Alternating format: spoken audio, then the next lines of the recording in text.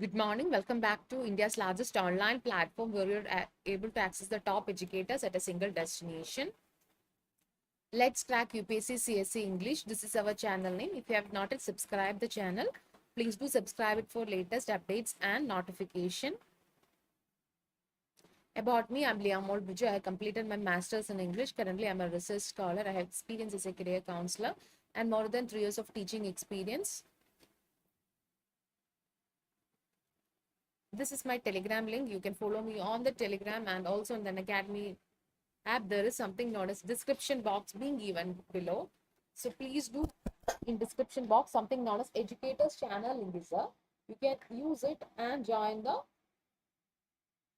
channel. Also there is something known as Liyamol's course link. You can also join there too. And what you get from it, you get daily live classes, live tests, quizzes, structured courses, and unlimited access once you're enrolling into any of the courses. What you get, how can you get it? You can download it from the Google Play Store and from the App Store. This is regarding the Plus course. We are providing two types of option, that is Plus and Icon. In Plus course, you got live classes, test series, unlimited practice, structured schedule. And the prices is like the subscription plans are like 1 month, 3 months, 6 months, 12 months, 24 months, and 36 months. So 1 month is like 9,000 rupees. 3 months is like 22,500 rupees. But you can use my code BIJU and get a 10% discount with the rate.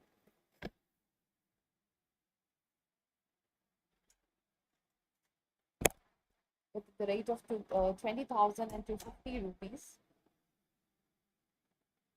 3 month subscription plan. And 6 months is like 40,500 rupees. You can get it for 36,450 rupees in using the code BIJU. And 12 months is like 49,100 rupees. You get it for 44,550 rupees after the discount of 10%. 24 months is like 72,000 rupees. You get it for 64,800 rupees after the discount. 36 months is like 90,000. You get it for 81,100 rupees, and you can use the code BIJ to get 10% discount on any of the following subscriptions. This is regarding the Iconic course. In Iconic courses, you get live classes, test series, unlimited practice, structure schedule, a personalized course, daily question answer writing practice.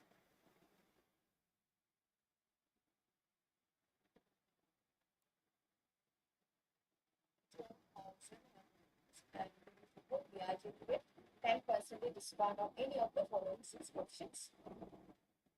This is regarding the Iconic course. In Iconic courses, you get live class. Just checking everything was going on. So I hope everything was going on fine.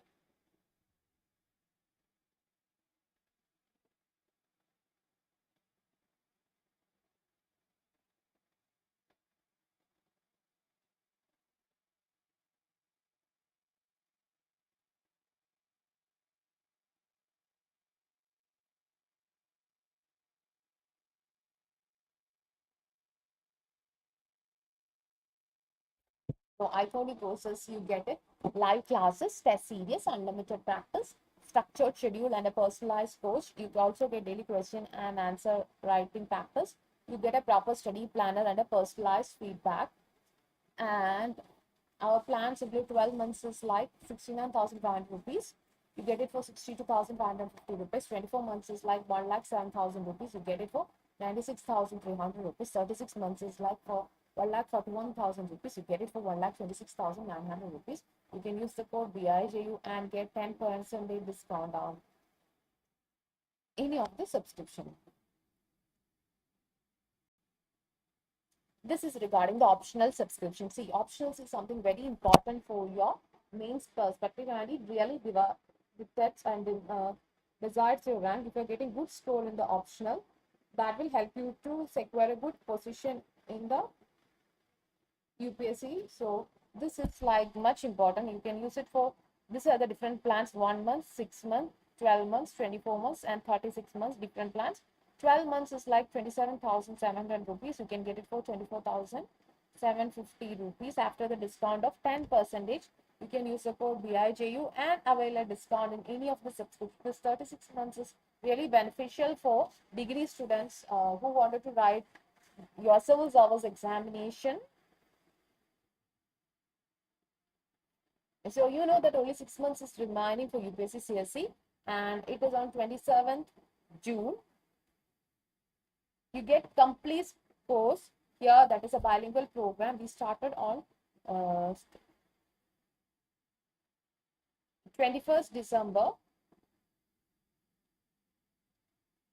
and this is regarding the iconic price subscriptions.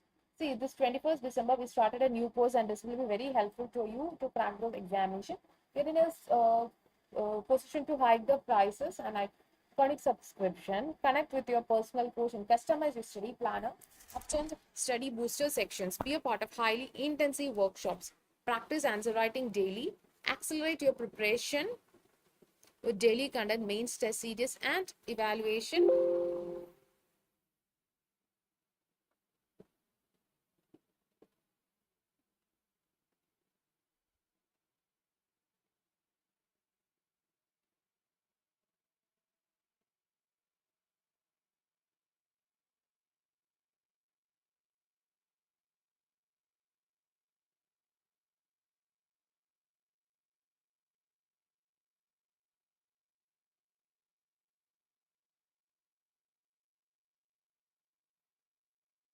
And we are having something known as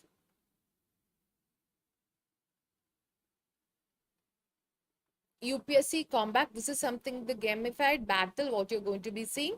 And this is really helpful for you. The contest format is like 45 minutes. You get 60 questions, 13 combats, 6 sections, and your relative scoring will be conducted. And it is like alternate Sundays. And this is like a new batch. We are starting on 21st December. You coverage full syllabus and with the top educators, prelims test series with analysis. What is this analysis helps you? So you will be knowing your mistakes, and you get PDF study material, dedicated doubt clearing section, and interview preparation. 6 months course like starts on 21st December.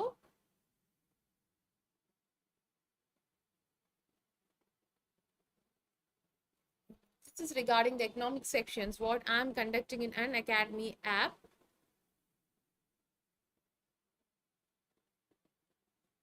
And the section today is of L4. Economics 2020, 12 months current affairs will be discussed. 5 p.m. to 6:30 p.m. is the timing. So you get this is once more regarding the plus courses. Like in plus, you get live classes, test series, unlimited practice, structured schedule, and like subscription plans include 1 month, 3 month, 6 months, 12 months, 24 months, and 36 months. You can use my code BIJU and get a 10% discount on any of the subscription plans. So now we are going to start the section.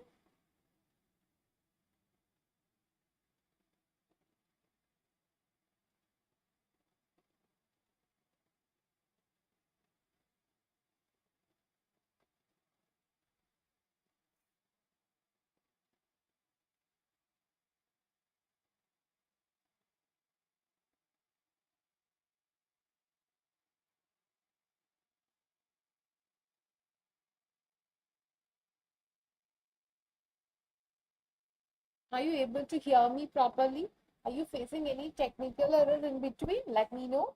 So the first section what we are going to take right now is Akbar. Okay. Yesterday we discussed, or we wind up the section with Humayun and his expedition. We also see how the dynasty has ruled the country. Done?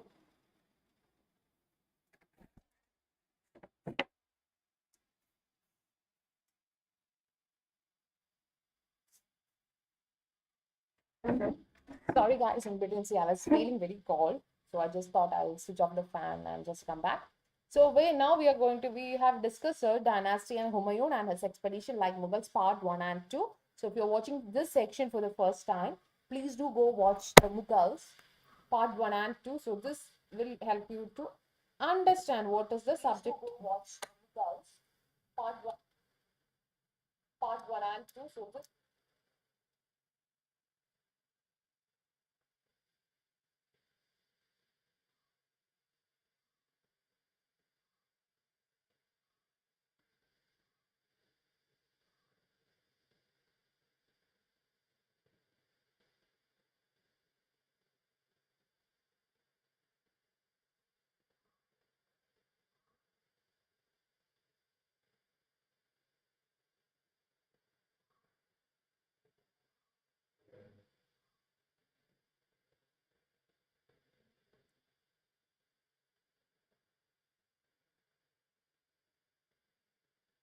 So now we're going to discuss about Akbar. Fine. So what is this? The Babur really wanted to establish a complete stretched Mughal empire. And what happened after defeating Ibrahim Lodi in the first battle of Panipat? What is in 26th April 1526 was the year when you are seeing the first battle of Panipat. See, I'm just taking another page to write it so that I can write, but everything is being given in notes, okay?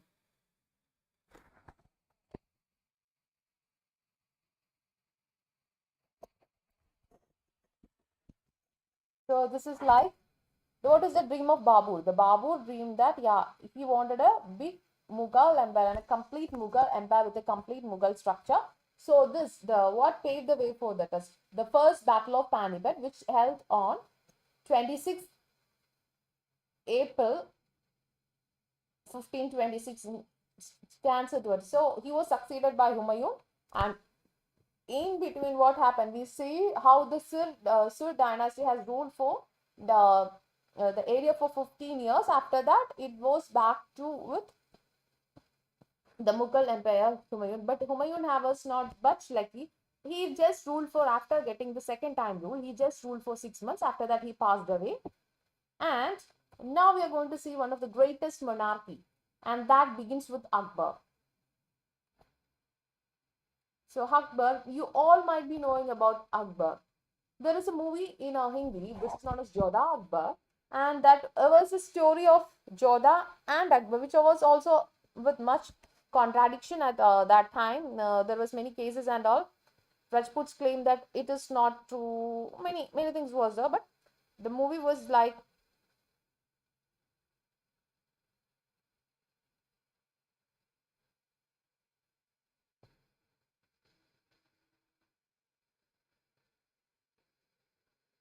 okay. So that movie was much better movie. And what happened? See, are you able to see me? Are you able to, whether I want to enhance the writing or something, please do inform me. Means you are not able to see the screen handout, just let me know. So how did, what led to the birth of this Akbar? What was his real name? Akbar was the real name of Akbar was Hemu, H-E-M-U. It was a real name of this Akbar. So what happened with, so see, Humayun lost everything and he was less wandering in the Sindh area, where he fallen in love with whom? Bano Begum, and he married her, and Hemu for born out of this marriage, that is Akbar born out of this marriage. And see, Humayun does not have any problem. He born in a Rajput family. He see Humayun was accepted by a Rajput king and he gives shelter to him. At that point of time, this Akbar born. So he always respected every religion. After that, his father left for Persia, and Akbar was captured by his uncle Kamran.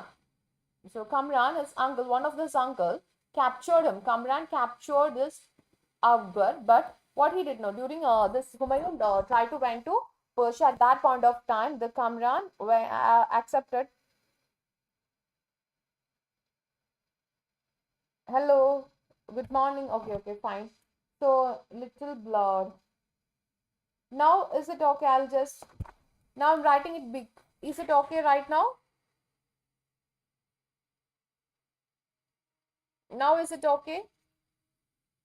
I don't know whether it is being going on or not. Any blur or something, just inform me. I'll just enlarge the screen. So, we are discussing the story of Akbar the Great. Yeah. So, in between, I'll just enlarge the screen. I'll write it, then enlarge it. So, after writing only, I can enlarge. Okay, then I'll enlarge. Then you can see it. No issues. So, Akbar was captured by Kamran, his uncle, or Kuram, his uncle, and even he was captured by his uncle. He well treated him. This person was good enough, and he just well treated him.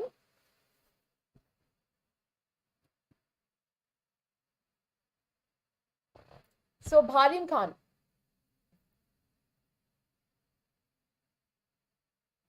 the Humayun passed. See, Humayun passed away when Akbar was only 13 years. Okay, 13 years. At that when Akbar was 13 years, Humayun passed away. Bharim Khan was one of the interested slave or a military general of Humayun. What he did? He placed him to the throne and he himself ruled. Bharim Khan ruled the country.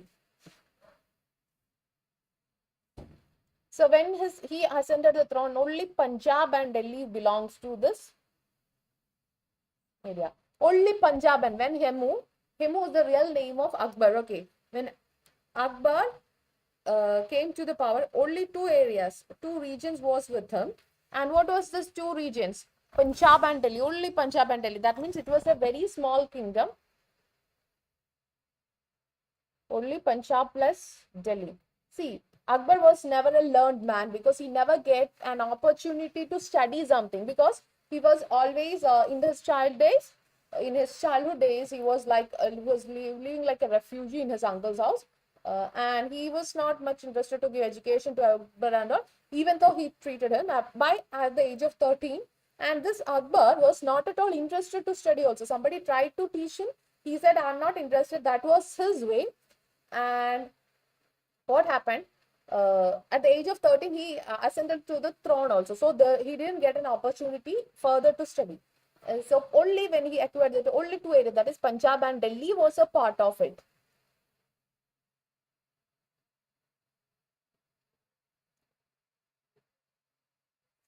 Hemu, it is said that, see, and this place also was under constant threat. This Akbar, other name is Hemu, and there is another character also known as Hemu. Okay, there is another character here also known as, that is Hemu, or Adil Shah Suri's nephew. Okay, Adil Shah Suri, military general, another Hemu. Now it is Akbar. Okay, Akbar is here. Hemu, the military general of Adil Shah, had conquered Agra and Delhi. So this place also was under threat by defeating the Mughal forces. It is said that by the time he had not lost a single of 22 battles he had fought, and bestowed the ancient title Vikramajit or Vikramaditya by Adil Shah, also made him the Wasi. So Hemu was this person was a man of conqueror. Like, he fought 22 wars, he won all the 22 wars. So there is no defeat in him. The Kabul, which was a part of this Mughal empire, was already being attacked and besieged by the Bakshan rulers.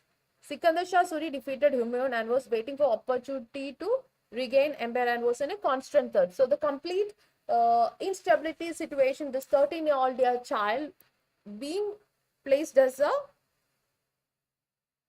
king. So what happened? This 13-year-old child with a situation and with a very bad situation where he does not have anything, he was being made as the king.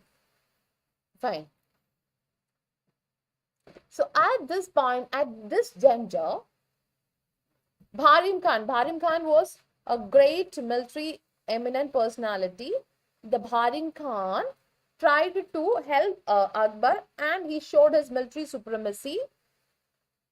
And what he did, overthrow, rooted an arrow and hit Hemu in the eye, leaving him unconscious. So he know that this man Hemu is very conscious. So, but the Baran Khan know that I have to capture it and I give back to Akbar. I have to protect Akbar. So he put an arrow to the eyes of this Hemu, and Hemu fall down and he become unconscious and he lost the war. And the second battle of Panipat, you can see that the second battle of Panipat. We discussed the first battle of Panipat. The second battle of Panipat gave birth to an illustrious, a very big era of Mughals. After a month of long stay in Delhi, Akbar sought to vanquish all the rival calamities to the throne to Delhi. So once he was into power, he was waited for some time. Then after what he did, he invited everybody. Okay, please come to Delhi. I am here at Delhi. Come here. You are all waited. So everybody, he never wanted to fight with the people, but he invited them. Come, we will see what. So this 13-year-old child is asking everybody to be there. But this man was a great man of intelligence. Okay, you are being invited, a 13-year-old child, inviting everybody after the defeat of this Hemu. So everybody, okay, thought, even though this 13-year child, they know that it is by Bharim Khan's effort, then also this 13-year-old child is inviting them. Why this 13-year-old child is inviting them? They just wanted to know about it. So they just arrived it.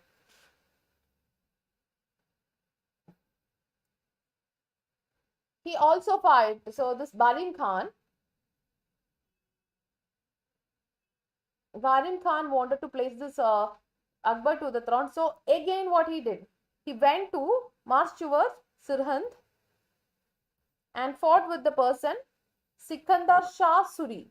He fought with Sikandar Shah Suri, and due course made him surrender at the fort of Mankok, Kashmir in 1557.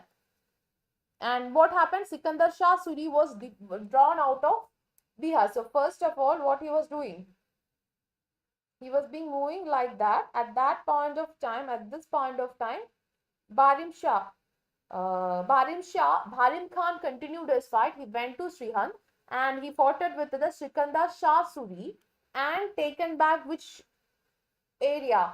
The Bihar. He carved out the complete Bihar, and another calamities to the throne had been withdrawn. Thus, Akbar was left free to consolidate empire. So, and what happened means now onwards, Akbar is given an opportunity to consolidate his empire. So, Bharim Khan has many conquests and he extended the empire from Kabul to Jaunpur in east. So, this is how the Bharim Khan has led the foundation for the empire. Okay. Lahore and Multan. Important centers were Punjab. Where next? Gwalior was captured from Sur rulers and forces were sent to conquer Malwa and Ranthambore. So Malwa and Ranthambore also come under him. All the while, Bharim Khan was the helm of affairs and condemned full control over the nobility. So even though Akbar was being placed in, he loved him. Okay, this Bharim Khan was much in love with him. This Akbar, he treated him as his own son. So he never wanted to harm this person and all. He was very moving and he wanted to spread the empire. He wanted to consolidate the Mughal empire to a region, high region. So he fought many wars and thus all wars were success.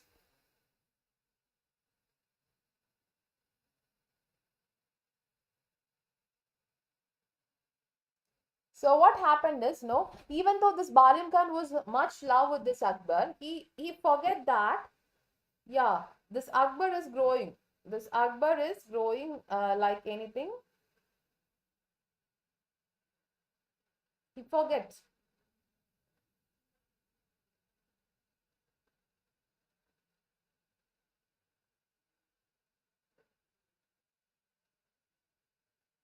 He forgot that Akbar is growing like anybody or anybody else. Akbar, you are just growing like that. So, but he forget to realize that the growth of Akbar and he become very arrogant. So what happened? Akbar himself wanted to take the power. Barim Khan never wanted to harm this Akbar, but unfortunately he forget that this Akbar is growing to, he's not a child yet. Now this is a time he wanted to rule. Okay.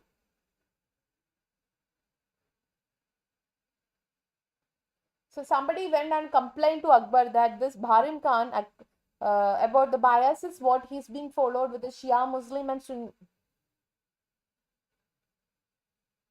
So what happened? No, Akbar dismissed all these things made Akbar to dismiss this Baring Khan, and although Baring was prepared to submit, but conspiring nobles disgraced him to the limit where he declared rebellion against the crown. It took 6 months to quell the rebellion, and finally Baring was forced to surrender.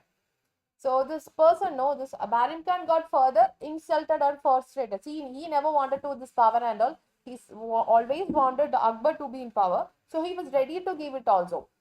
But Akbar, uh, when Akbar given him a farman and asked him to go out, get out of the office, it was like irritating to them. In addition to this, there's adding fuel to the fire. The nobles said that Akbar he is going to be against the kingdom, but really in reality he was not against it. This made Baringan further irritated, and he become against this Akbar, and he fought for 6 months. Finally, he wanted to.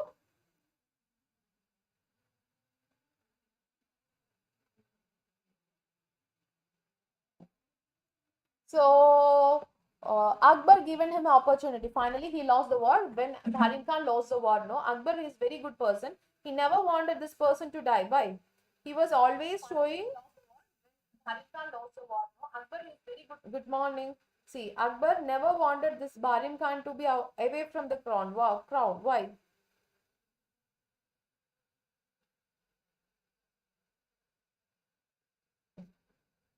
Because he's the man who always treated him with wellness and goodness. Because of him only this Akbar is even alive. He know that. He told this Barim Khan, I'm giving you two options. You can serve the kingdom like the past, or you can retire in yourself to Makkah. So this Barim Khan got for it and he told, I'm just leaving to Makkah, and he went to Makkah. Okay.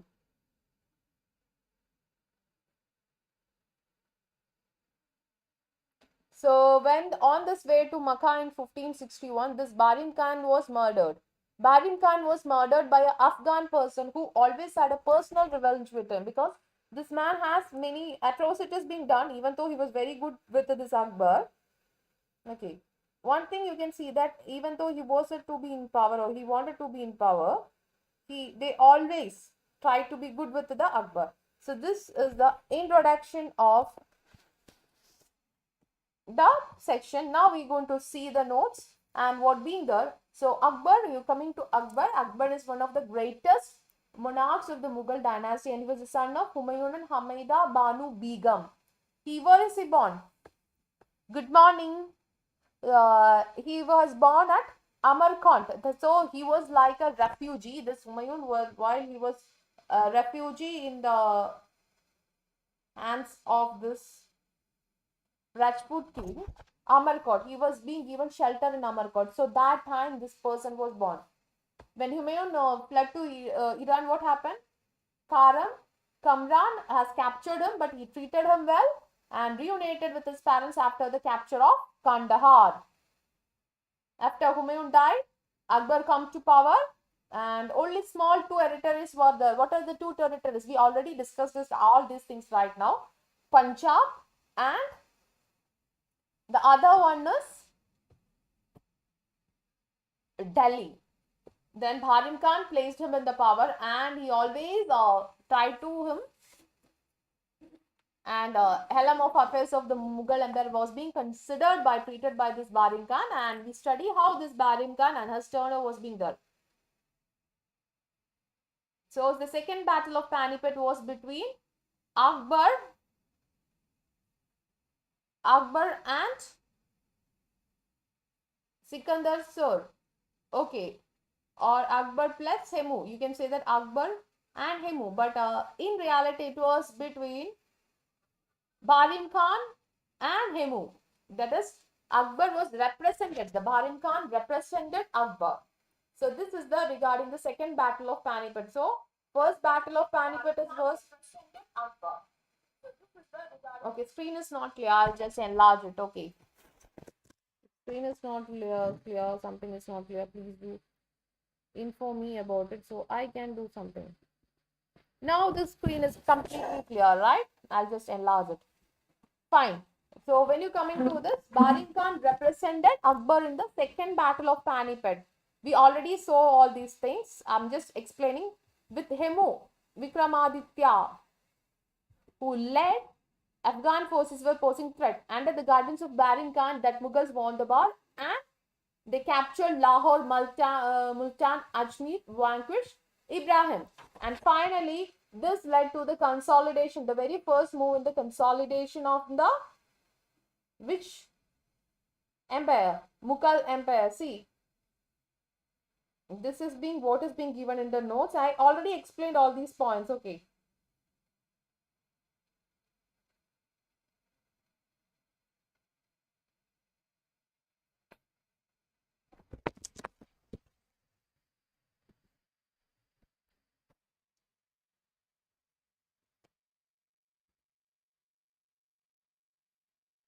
Fine. This is the story of it.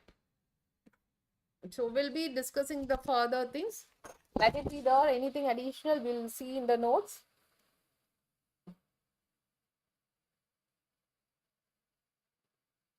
So 1561 to 67 period. Okay. This is a highlighted period which in this time this Akbar has faced a lot of difficulties, a lot of rebellion against him. Fine. And we already seen this, you know. This is Bharim Khan's son has become a great Hindi poet and his name is Abdur Rahim Khan I Khana. So Abdur Rahman Khan I Khana is the son of this Bharim Khan and he's a great poet. Fine. So this is it.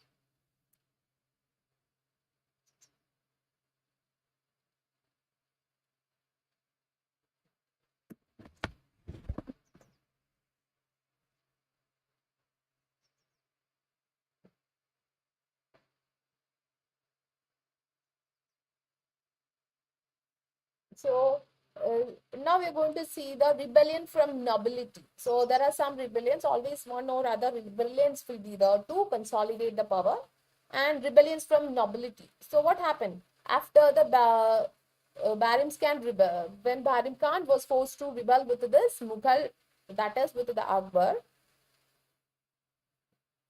he became very politically aggressive.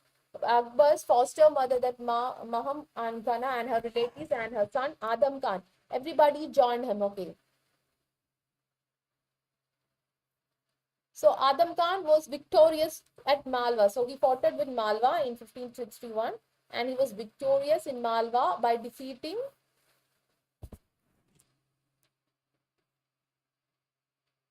okay. Adam Khan was victorious at Malwa by defeating Bas Bahadur. Okay. And the Malwa queen told that I am not ready to be your captive, either you kill me, Rupama. So he won this battle and he was humiliating the woman, etc. And so he really harmed the woman. So since he really harmed this woman, Akbar removed him from the court and asked him just go out of it because Akbar never wanted somebody to.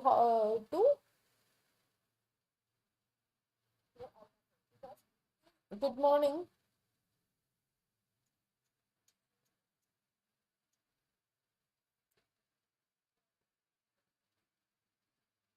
Akbar never wanted this any woman or somebody to be mistreated in his court or in his things because he was very generous to everybody.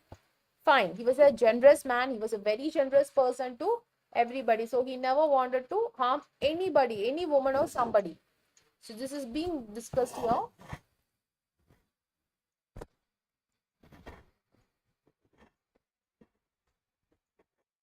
Now we are going to see the challenges that was being faced by this Akbar. I'll just take a page and I'll write it, I'll discuss it, then we'll discuss being some additional points being written. So please do be very clear in this. I'm just writing, so I'll be writing it very enlarged version. I'll be writing. There are highlighters too, no issue.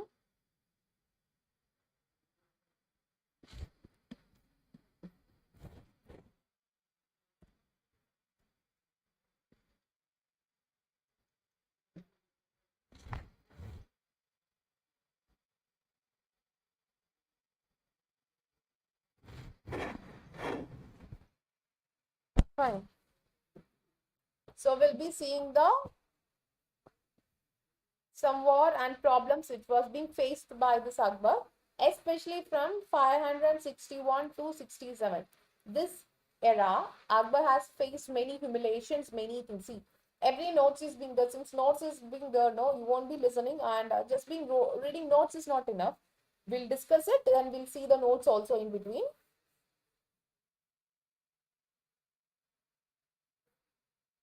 So the first role you can see that major rebellions, Maham, Anga, and Adham Khan. So she had a much role. So the first thing is, we just discussed it right now once more, Makam, Anga, and Adham Khan.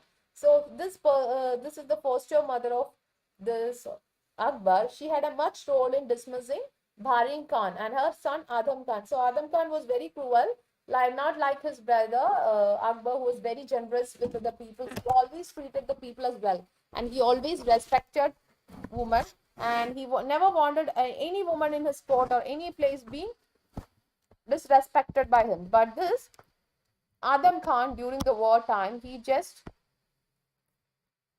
do atrocities with women, and this provoked Akbar, and he just told him that please get out of my things. He didn't kill him because of this Magham Aghan. And now we will see what is with the Uzbeks.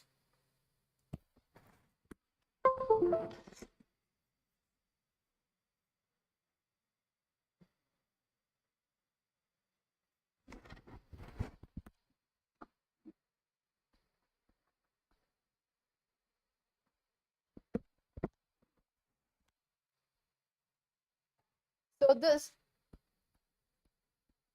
Uzbeks had a great nobility, and they had a great command, a great influence in the region of eastern Uttar Pradesh. They had a great influence in the region of eastern Uttar Pradesh. So they had a great influence in this region of Uzbeks, had always a great influence in the region of the eastern Uttar Pradesh, Bihar and Malwa part. So Bihar, Malwa and eastern Uttar Pradesh, Bihar, Malwa and eastern Uttar Pradesh. Who is having the high authority? That is Uzbeks being having the higher authority. They helped the emperor in subsiding the forces in these regions, but become arrogant and started to defying the authority of Akbar. So basically, Uzbeks helped the Akbar in the beginning, but later they felt that they become arrogant towards this Akbar and his authority, and started to have rebellion against his crown. So between 1561 to 1565, in this between timing, this Akbar wanted to face great humiliations, great wars, etc. And he wanted to make Jaunpur his capital. Still, he had vanquished them also. He just hated them. Started to Uzbeks was beginning, they helped them, but later they was against them. So this Akbar does not have any opportunity. Good morning.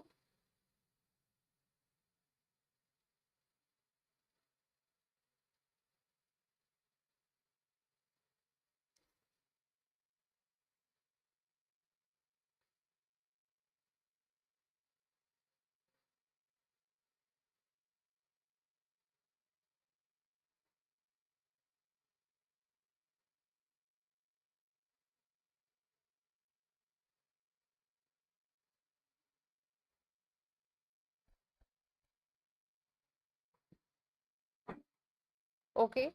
So Bihar, Malwa and all etc. being there part of it. Akbar quelled these rebellions several times in 1561 and 1565, and they decided that Akbar decided that he will be making Jaunpur as his capital until he had vanquished them all, and he will be just eliminating them all from the court.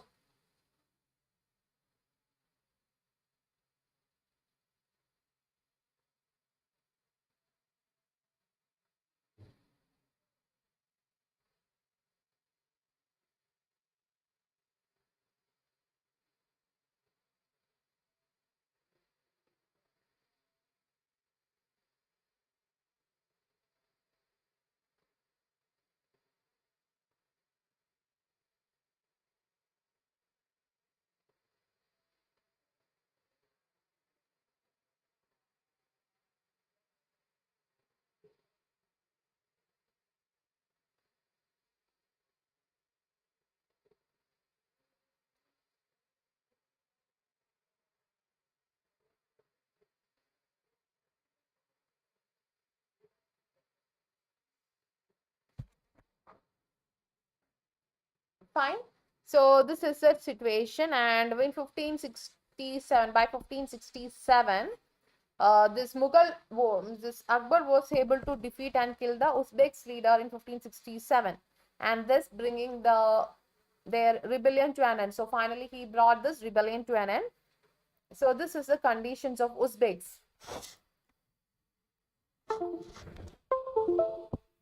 So we have seen this Uzbeks. Okay, first that is between 1561 to 1567. This is a time period where you can see this Uzbeks is being there, and they had challenged the rebellion about him.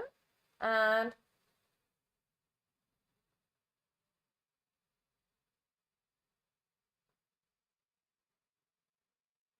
see, many, why this Uzbeks has a hatred towards this. First, they helped the Humayun. First, they helped Akbar, then they throwed him out. They were against him. Why?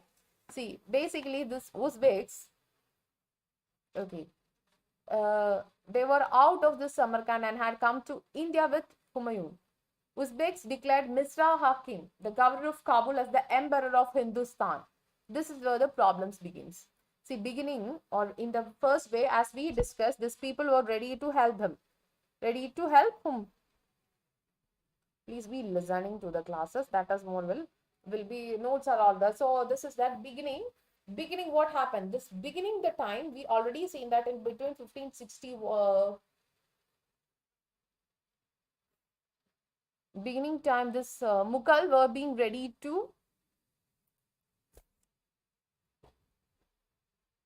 Uzbeks were ready to help him. So where we can trace back the origin of this Uzbeks. Later, they declared Misra Hakim. Misra Hakim. So you say that Misra Hakim is the head.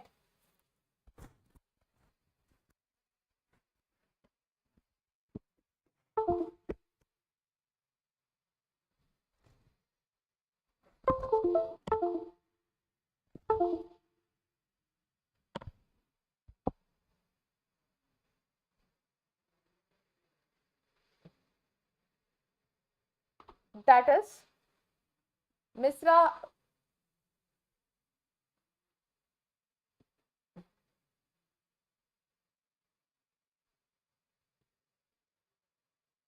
Yes.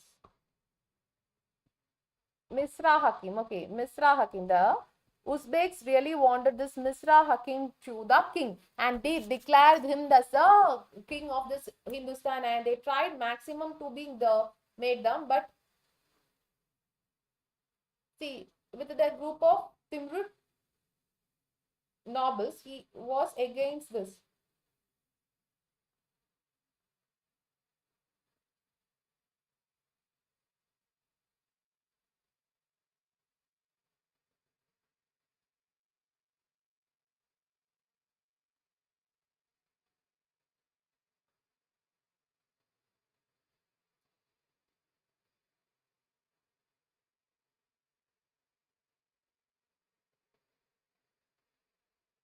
Yeah, are you able to see the things? If you are facing any difficulty, just inform me, because this story is very important. Even though you look like story, this is one of the important section in the Indian history itself. And now we are going to see about Misra. So who was this Misras is all about? I always wanted to write something.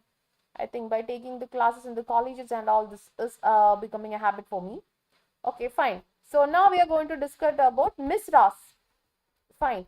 Be attentive to the classes.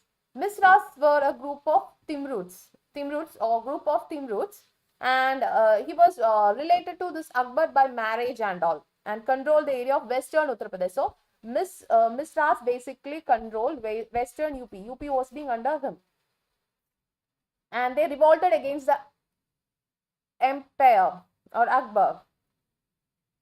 After that, he faced a war with this Hemu.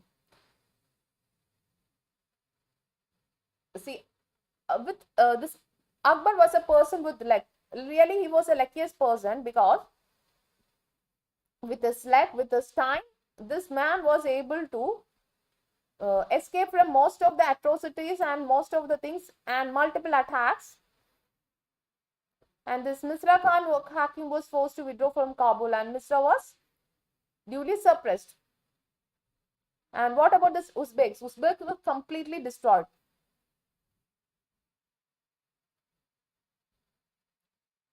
So who was this Misra Hakim? Misra, we know. No, who is this Misra Hakim? Misra Hakim. Okay. Misra Hakim was the half brother of this man Akbar. Half brother of this man, and he declared him as the ruler, and Akbar marched to Lahore in 1581. So Misra Hakim was the half brother of this Akbar. He captured some areas like Lahore, Kabul, etc. And he declared himself that, yeah, I am also going to war against you. I am the ruler. How dare you to become the ruler? So later, these peasants all were forced to become diplomatic with it. Since he is his brother, no, I think this Akbar does not kill him, but like it just went like that. Now we can see the policy of expansion. This Akbar was a man of luck. You can simply tell that Akbar is a man of luck. Don't think that I'm writing everything and explaining. You see, by notes and all, it's very difficult for me to explain the things. That's why we'll be discussing the notes later. So notes is already there. Fine. Now we are going to see the expansion.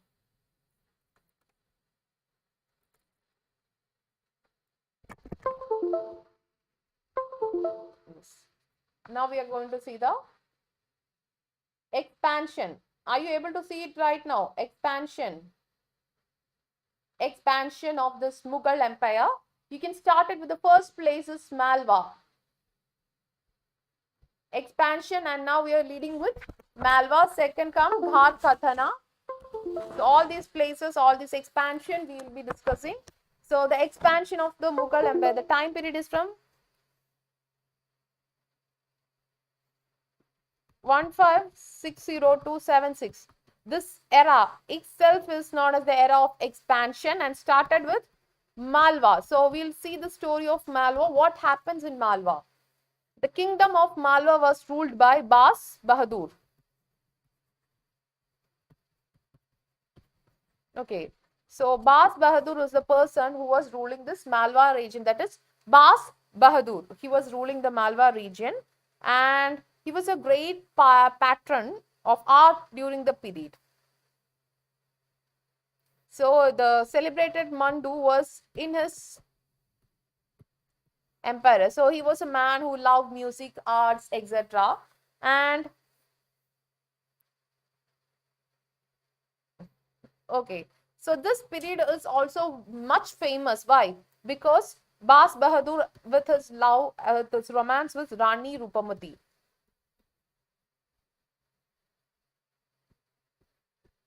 Since Rani Rupamati is a very beautiful princess, a very beautiful queen, she was in love with this Bas Bahadur. So you can see the romance story of her things.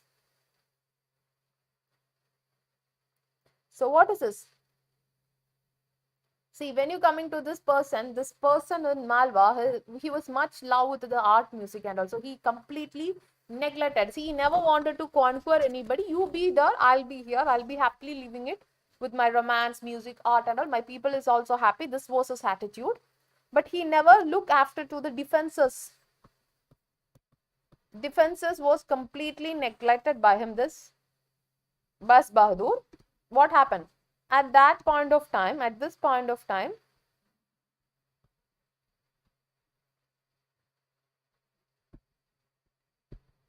Adam Khan, the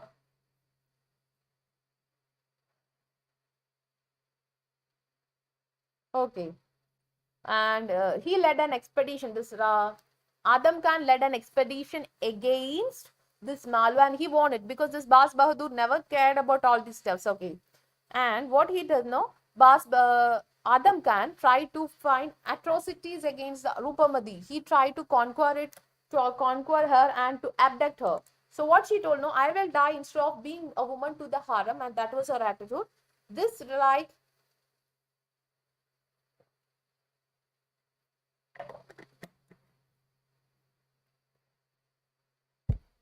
So this Adam Khan was very cruel person. He did many atrocities with women and children on the area.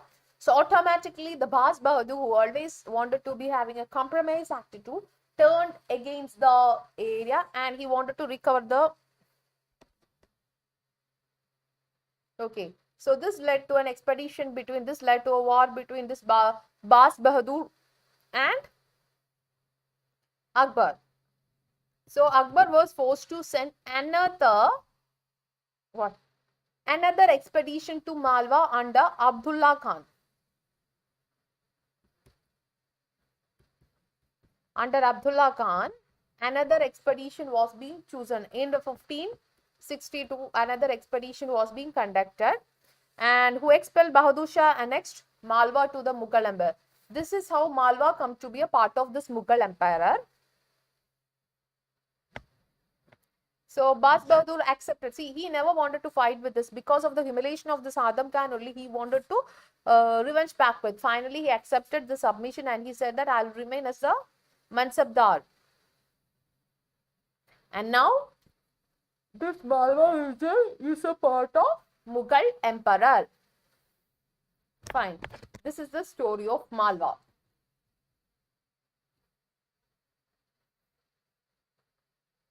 The Akbar story of expansion of this area started with the expansion of Gwalior, Malwa, Gonda, and he also started to expand the peasants or area in the central India.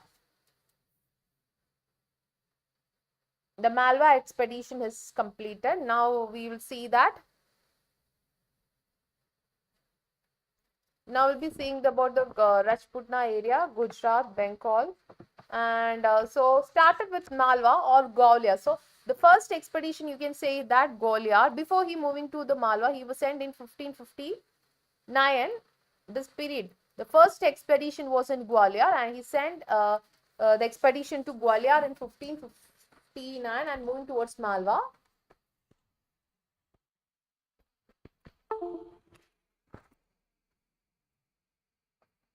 See, the only person why this being this rule being there, this is because of the endless cruelties because of the endless cruelties of this Adam Khan. Only because of that reason, this persons wanted to fight with each other. Otherwise, no, this person, especially, what is the name of this person? That is Bharam Khan never wanted to. This Bharam Khan is a person, he never wanted to fight with this. Bas Bahadur never wanted to fight with the people, but due to the atrocities by Adam Khan, this person fought it. And before this, what was the first expedition of Akbar? Which was the first expedition of Akbar? Malwa or Gwalior? Gwalior is the first expedition of this person. Okay.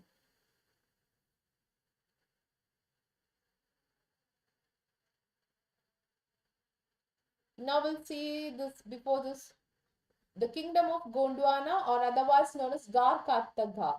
So we'll see the story of the Ghat Katanga. Please be attentive. I have already provided you with notes. We'll be discussing the things.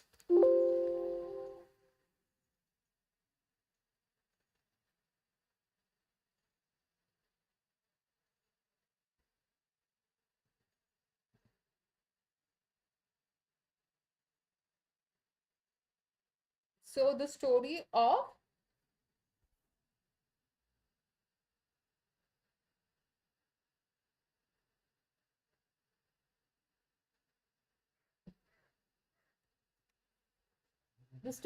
Ghar Katanga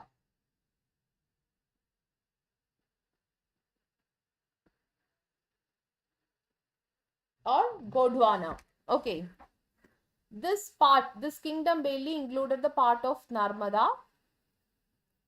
The part of Narmada was a part of it, and like Madhya Pradesh was also a part of it.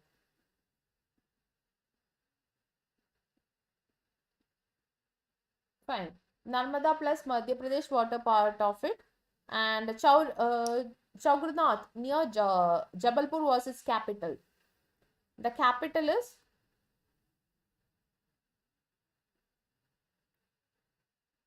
Chaugara near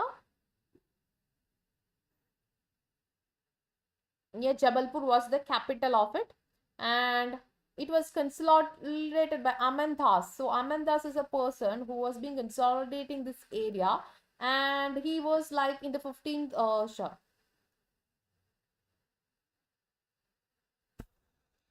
So he has helped this Bahadur Shah. This person has helped the Bahadur Shah. He helped the Bahadur Shah to call Bahadur Shah of Gujarat. So he helped the Bahadur Shah of Gujarat to rise it.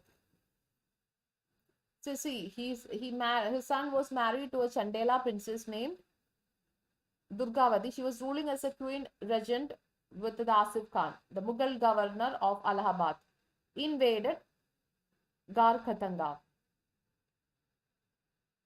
Okay, so this person, Chandela princess Durgavati, after her death, she was just ruling as a regent, means after one king has died and your son is a minor one, so there is no possibility of ruling by the queen.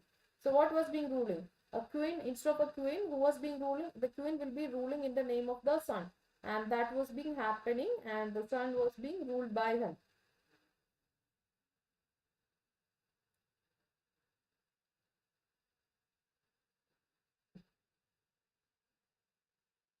Okay.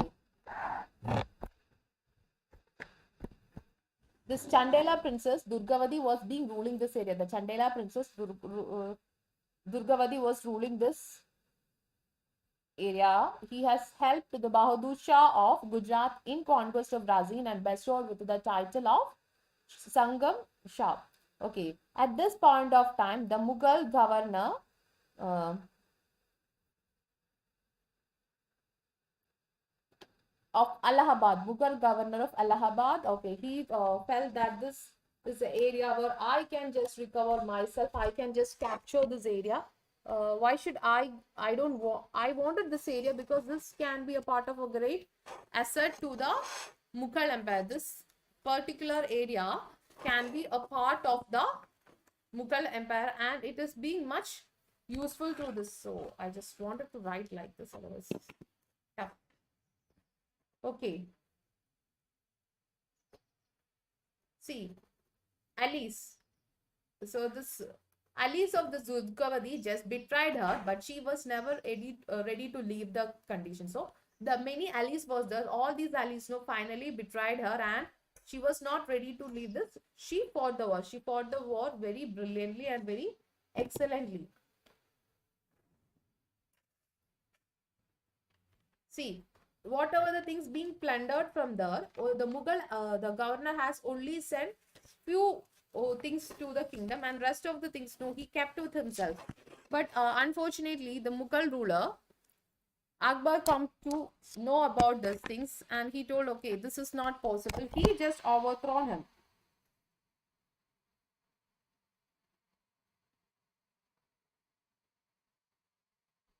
See, when Akbar come to know about this, what he did, Akbar told that you are not supposed to be part of it. Akbar asked this man to give back all the things what has been taken from there and give it back to the queen, and also restored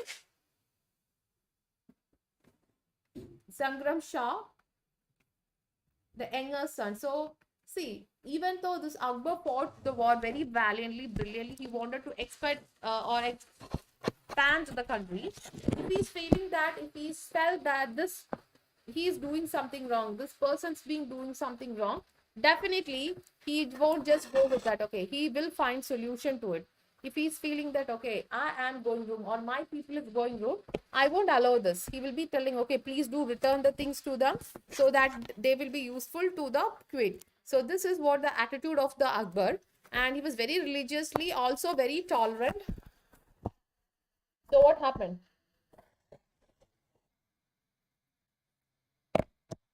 He asked his servant, that is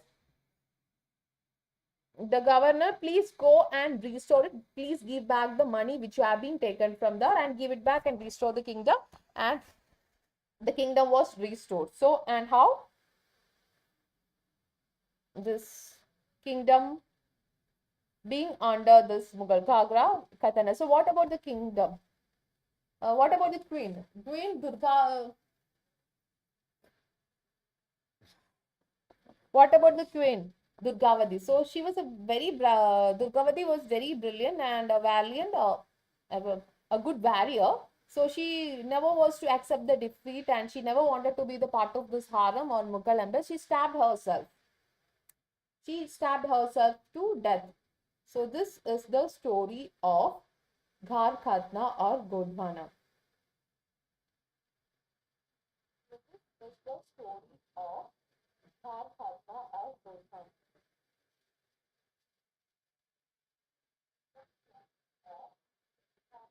So I hope you are able to hear me. We'll see the next topic, next area of discussion.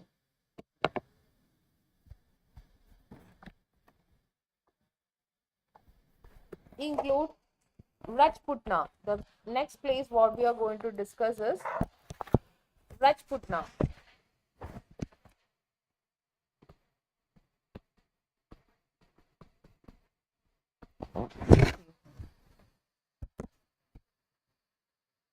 Or the conquest of this Rajasthan area. See, he know that this Rajput kingdoms is much more important, and he know the benefits of being allies with them, and he always wanted to be the part of this the Rajput kingdom to be part of this Mughal empire. So now what happened? Northern plus central India. Northern and central India, who was having the major authority? The major authority was with that of Akbar, and Akbar led the supremacy.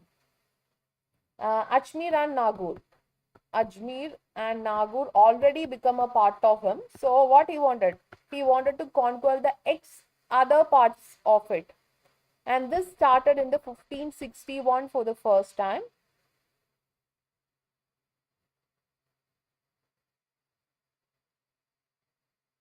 See, he first engaged with the diplomatic tactics to see. He never wanted to fight with this. He know how strong this Rajput's kingdoms are. So what he did, in order to not to be part of this or not to be to engage into another warfare, simply to engage into another warfare and destroying them is not good. So what he does is he wanted a diplomatic relation with him. He tried to be very diplomatic with this Rajputs and asked him, please be my ally.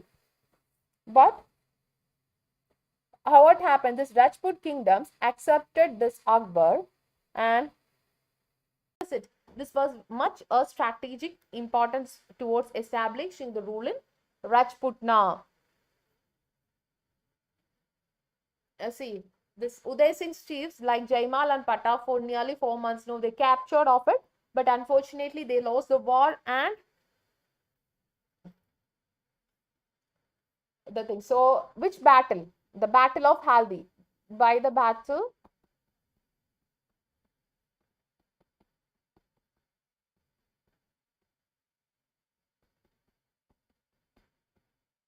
By the famous Battle of Haldi, Mughal forces commanded by Mansingh of Amber inflicted heavy casualties on army of Rana Pratap but failed to capture him. Somehow they tried to capture this Rana Pratap, nothing happened, they lost the war.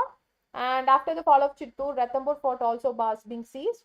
Automatically what happened? This area come under the Rajputs. The part of only said that is much more important. And we know the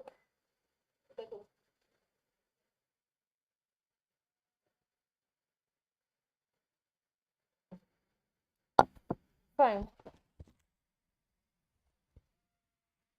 Conquest of Rajasthan. That it see Rajasthan. Why the sea conquest? You know the complete importance of this Rajput kingdoms and wanted to allies with his ambitions to establishing the large empire. Uh, many way he tried to put these people to the Rajputs to the services of him and inducted them into Mughal service. He also entered in matrimonial alliance with Rajput rulers. For instance, Raj Barmal of Amber married his eldest daughter Jodhabai to Akbar. And Raj Barmal himself, his son Bhagwan Das and grandson Mansingh joined imperial Mughal service. Akbar military conquests were extensive. So this is how this is. So see, with most of the rulers, they agreed to be a part of it. Others through matrimonial alliance being a part of this, like this Rajbar Amber, also eldest daughter Jodha Bhai to married Jodhabai to Akbar. So what happened? This is also through matrimonial alliance.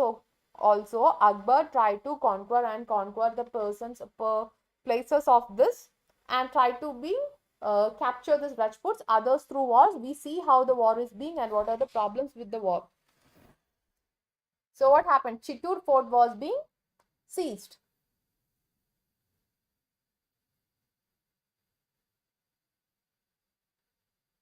See, Rana Uday Singh, he was being fighting. No, he, with the advice of his nobles, he just retired to the hills and asked his two famous warriors like Jaimal and Pata, please do look after my fort.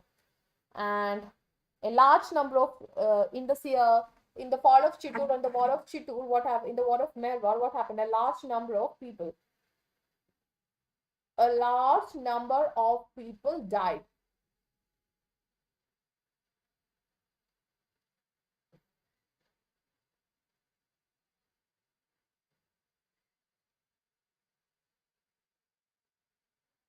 Large number of Rajput rulers were killed in the war.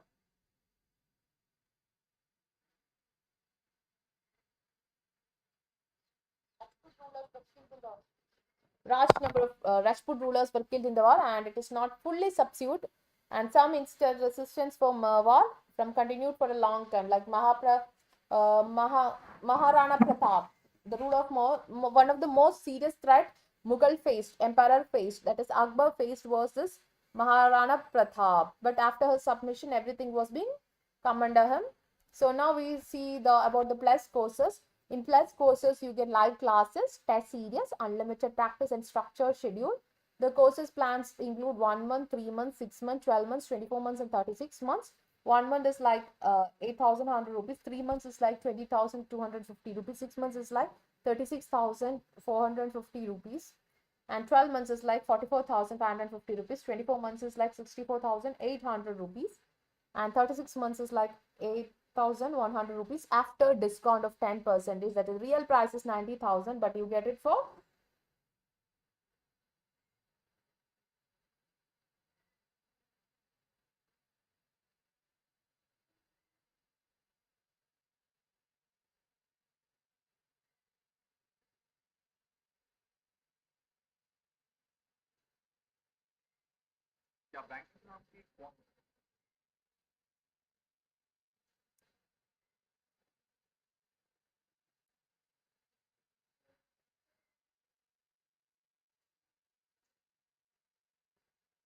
Done.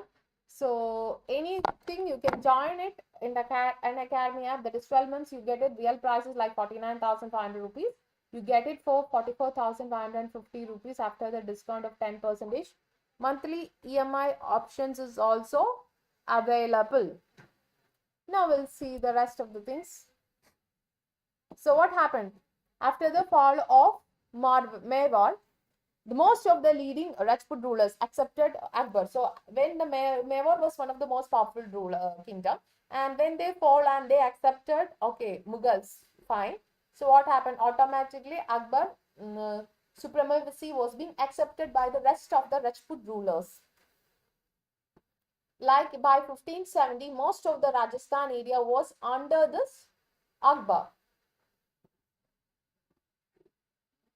See, even though this persons become a part of this, Rajputs become the part of Akbar, never there was a hatred between this Akbar and Mughals. They were always like friends, they were always like friends. Why? Because unlike their predecessors, unlike the other Muslim invaders, other Muslim rulers in the country, this Akbar man was a man of tolerance. He always tried to tolerate all the religion, not one or two religion, but he tolerated all the religion, personalities, etc.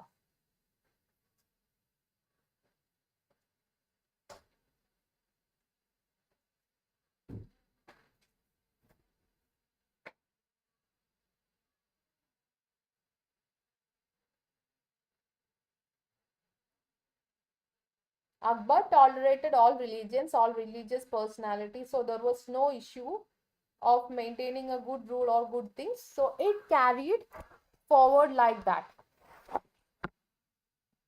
So what is it? First thing what you can see that he abolished the pilgrim tax jizya. So this is something always irritated by all the Hindus and other people, because you are forced to pay a tax in your own motherland and because of your religion. That is something not tolerated, because all the people who are ruling in India or living in India was Hindus, right? You are coming here, you are asking to it a tax. It is much intolerant. But what does Akbar say? You don't want to pay this jizya and all, nothing else. So it was being taken. He also prohibited forcible conversion of prisoners of war. So you are capturing the people from other, after the war, you're capturing a lot of people and being putting into the prison, and you're asking what, convert to Islam. But this thing also he stopped. You don't, if somebody want to convert to Islam, they let them convert. Otherwise, no need. So this policy of Akbar was both beneficial to both the Rajputs as well as Mughal state. Both were in a good terms. Why? Because this Rajputs were always a good warriors. They are the best warriors you ever see in the country.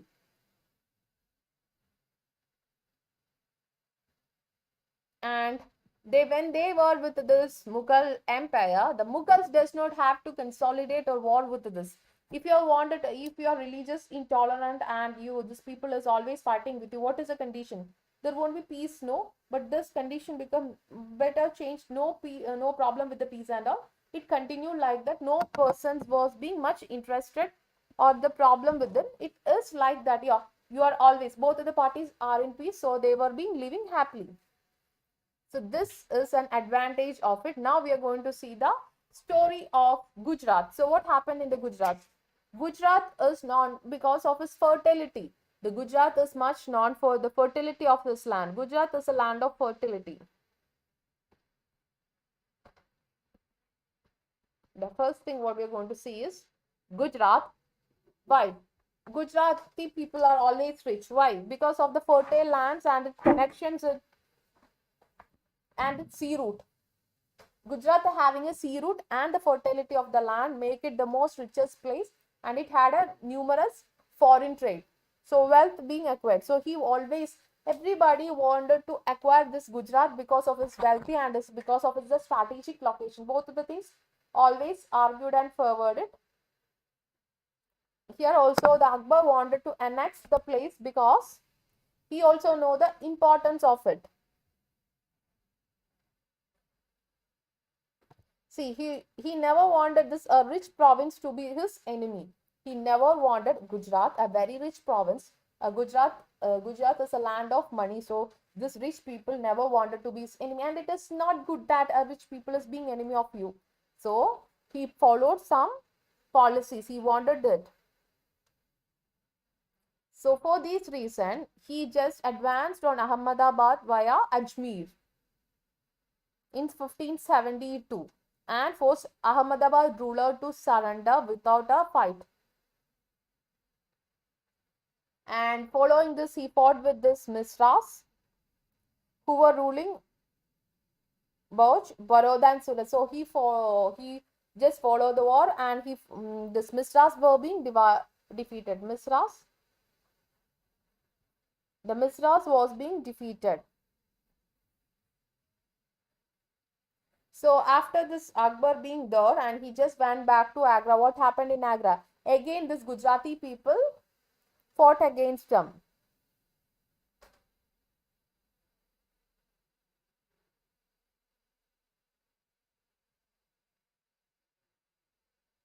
See, this time is another importance is there. What is this? Portuguese. The Portuguese people were in India and they wanted to establish the kingdom in India.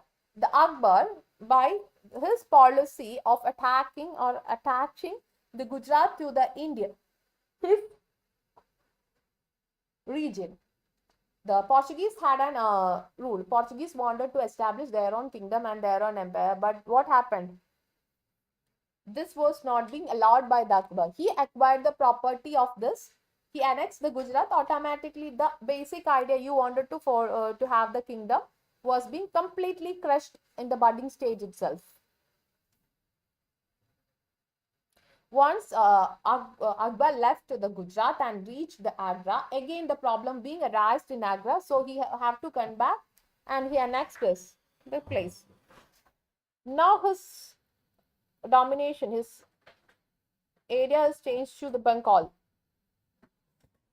See, Dawood Khan, the Bengal and Bihar was ruled by a person known as Dawood Khan. Bengal and Bihar was ruled by Dawood Khan. And what is the problem with Dawood Khan? Dawood Khan was very powerful. He nearly maintained like 40,000 cavalry was being maintained by this.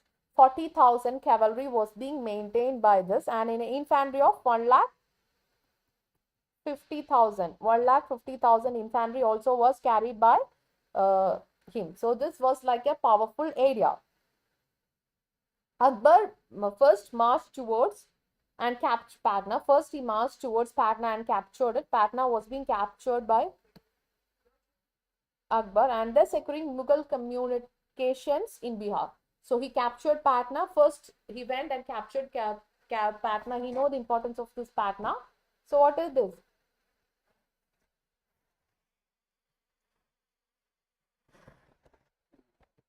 Once this Patna was being captured, it became very powerful, and Akbar returned back to Agra by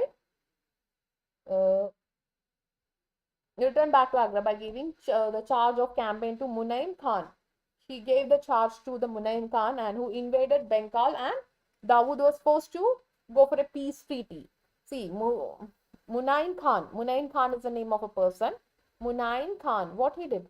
Munaim Khan, he wanted to fight with this person, so he went and forced to fight with. This led to a peaceful agreement between both the forces, and finally they led to be a peace.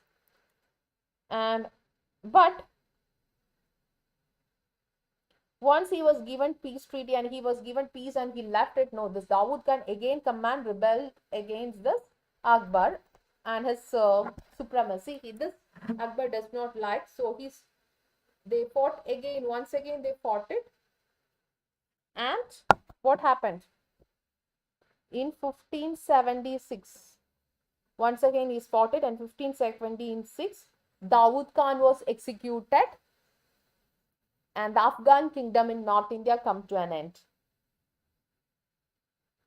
The campaign of Bengal, you can see that marked the end of the first phase of Akbar expansion of the empire. This also gave Akbar time to strengthen the administrative machinery of his empire. Fine.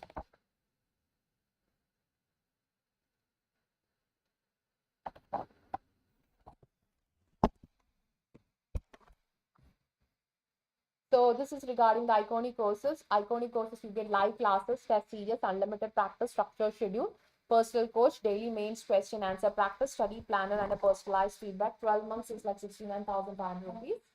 You get it for 62,550 rupees. 24 months is like 1,70,000 rupees. And 24 months, you get it for 96,300 rupees after 10% discount. 36 months is like 1,41,000 rupees. You get it for a discount of 1,26,900 rupees by using the code BIJU.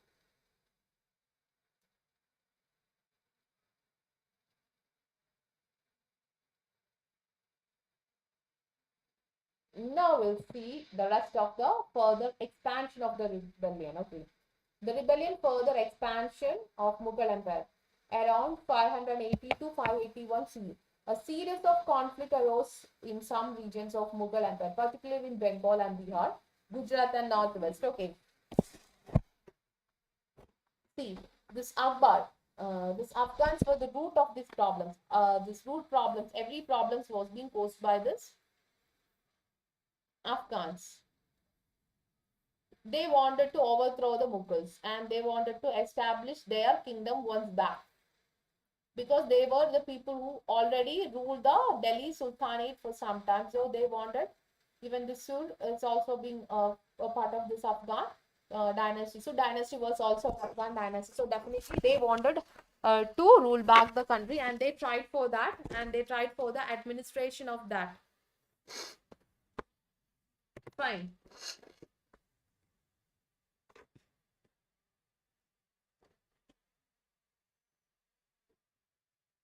See, what is this? Why this wanted this policy? Even the Akbar was a great ruler. Yes, Akbar is a great ruler, but the problem with him, no, he never allowed the people to take money, extra money, without his permission or without his something. He never allowed the people to take money.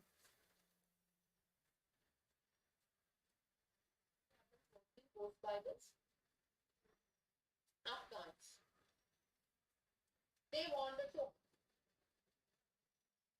Okay. He never wanted to use his money for some other purpose. So what he did, he know that these people know, if you're getting an opportunity to screw the money or take the money, they definitely will do that. Akbar does not want this to happen his in kingdom, and so he introduced the branding of force, and he checked it. Enforcement of strict branding of dark system, otherwise branding of forces. What was this? Dark system or noble? See, nobles were given in charge. That is, every nobles were being given in charge to maintain the army. Okay, one noble or another noble will be having like 10,000, 20,000 cavalries or and other all military things, and they will be maintaining. When a war comes, they will be using this. But the problem is, no, they might be having 500 horses, and they will be telling to the, so who will be giving money for this? The maintaining charge will be from the treasury of the country. So they will be giving five, or might be this nobles might be having only 500 horses, but they will be telling that we will be having 1,000 horses. So 500 horses extra money will be taken off.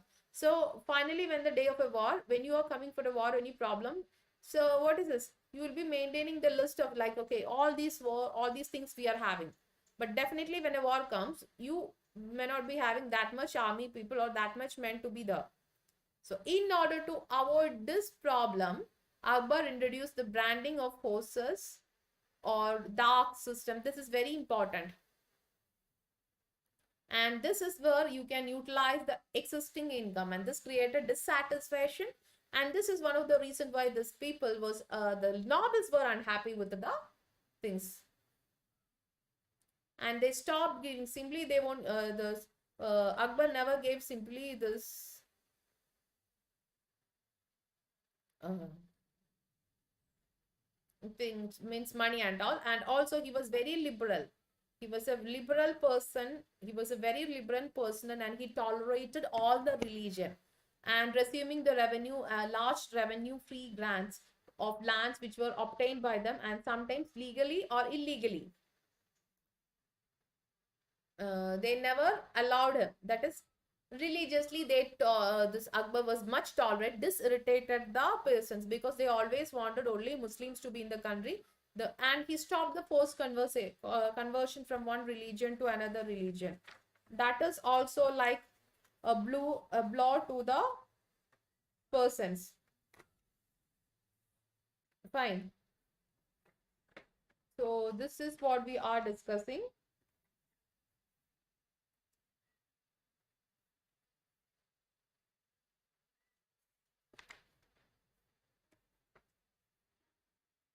Done.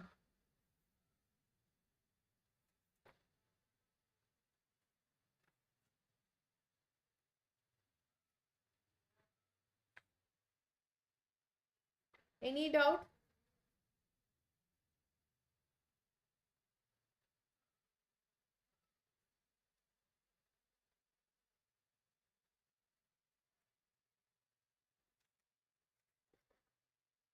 As we have discussed so far, now we'll be seeing the next portion. The case of Punjab and Northwest.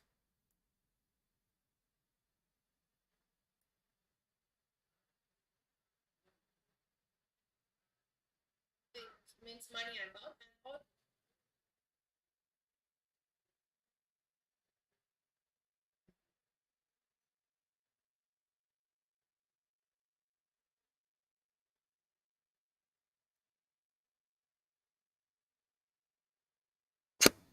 So now we are going to this Punjab and other areas. So what happened in this Punjab and other area? Punjab and Northwest. Okay.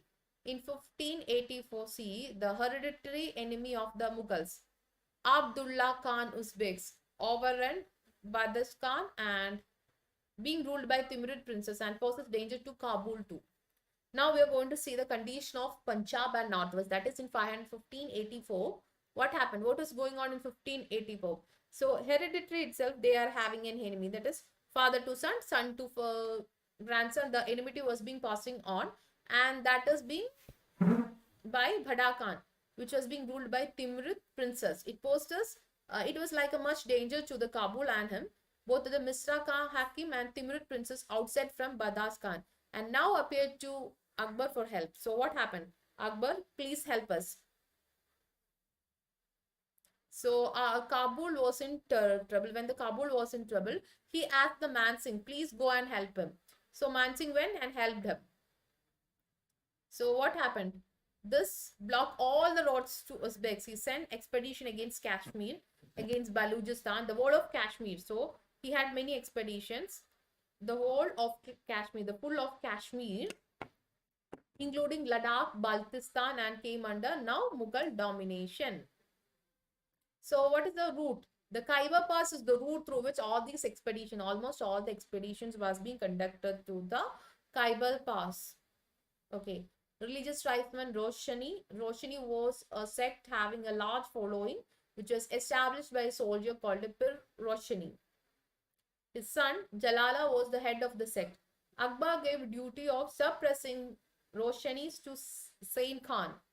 Roshanis to Sain Khan along with Said Khan, Ghar and Raja Birbal. In one of these expeditions, Akbar favored Birbal.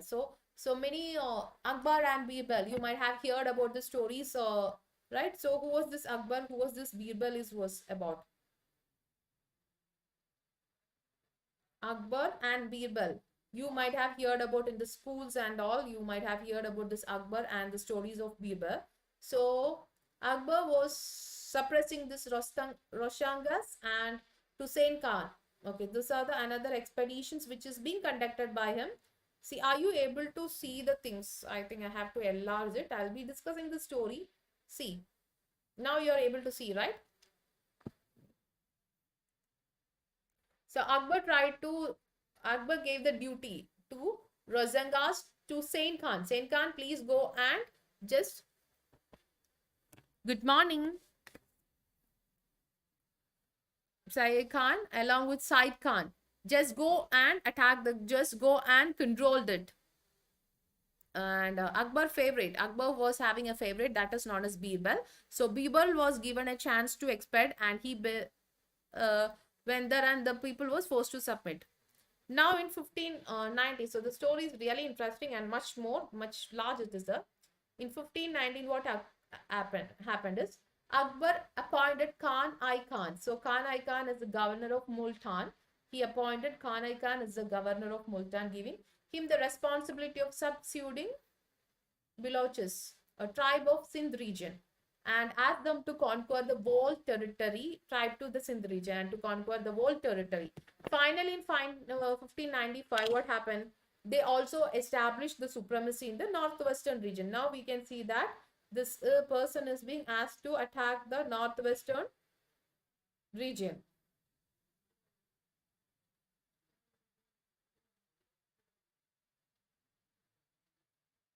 Fine. Now you can see how it is being attacking in the northwestern region.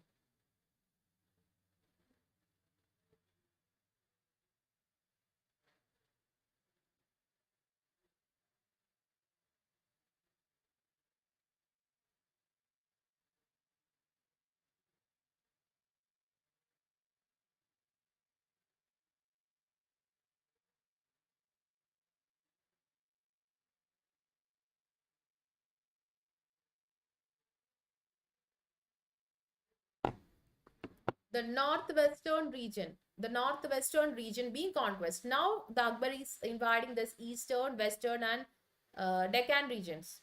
See, after settling the many problems in the north, he concentrated him to the eastern and western India, and especially to the Deccan region. See, by 1592, that Orissa, Koch Bihar, and eastern Bengal, including Dhaka, under the Mughal rule. Mansingh was a Mansabdar. We see the Mansabdar, Raja Mansingh. We saw how this Raja Mansingh become the Mansabdar of Akbar. This man, what he did, he did led many expedition, and by 1592, he bring the whole Orissa, Koch Bihar, and other parts to the country. See, when you coming to this, no, he adopted this Akbar, adopted, conquered, or adopted what?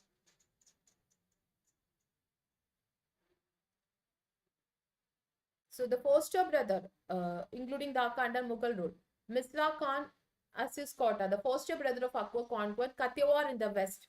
And by 1591, Akbar he adopted the policy of aggression in the Deccan, and command Prince Murad and Abdul Rahman Khan to bring all these places under him. What happened in 1595? 1595, he further invaded this Ahmednagar and Chand Bibi. So all these sultans, these all these area become under. Both of the sides have to face a long loss. Chand Bibi was ceded to Bihar to Mughal. So this has happened in 1595. See, these are all just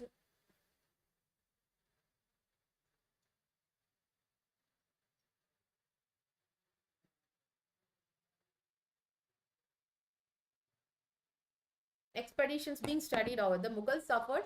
What happened? In this war, both of the sides were being much affected, and Mughals could not retain their position, suffered a heavy loss. Okay. In this time, this Mughal has faced a lot of loss. Not one or two money is being lost, but a heavy loss being faced by this Mughals. Fine, heavy loss. So what happened? In this battle, Prince Murad death also led this Akbar become very sad after the death of this Murad. Prince Murad also died in this war, that is in the expedition of 1596 in the Chand Bibi. Okay. It was like with the Sultan's sister was being a deceased Sultan sister was being ruling there. It was with him. And what happened in 1605? Akbar died of dysentery and was buried at Sikandra.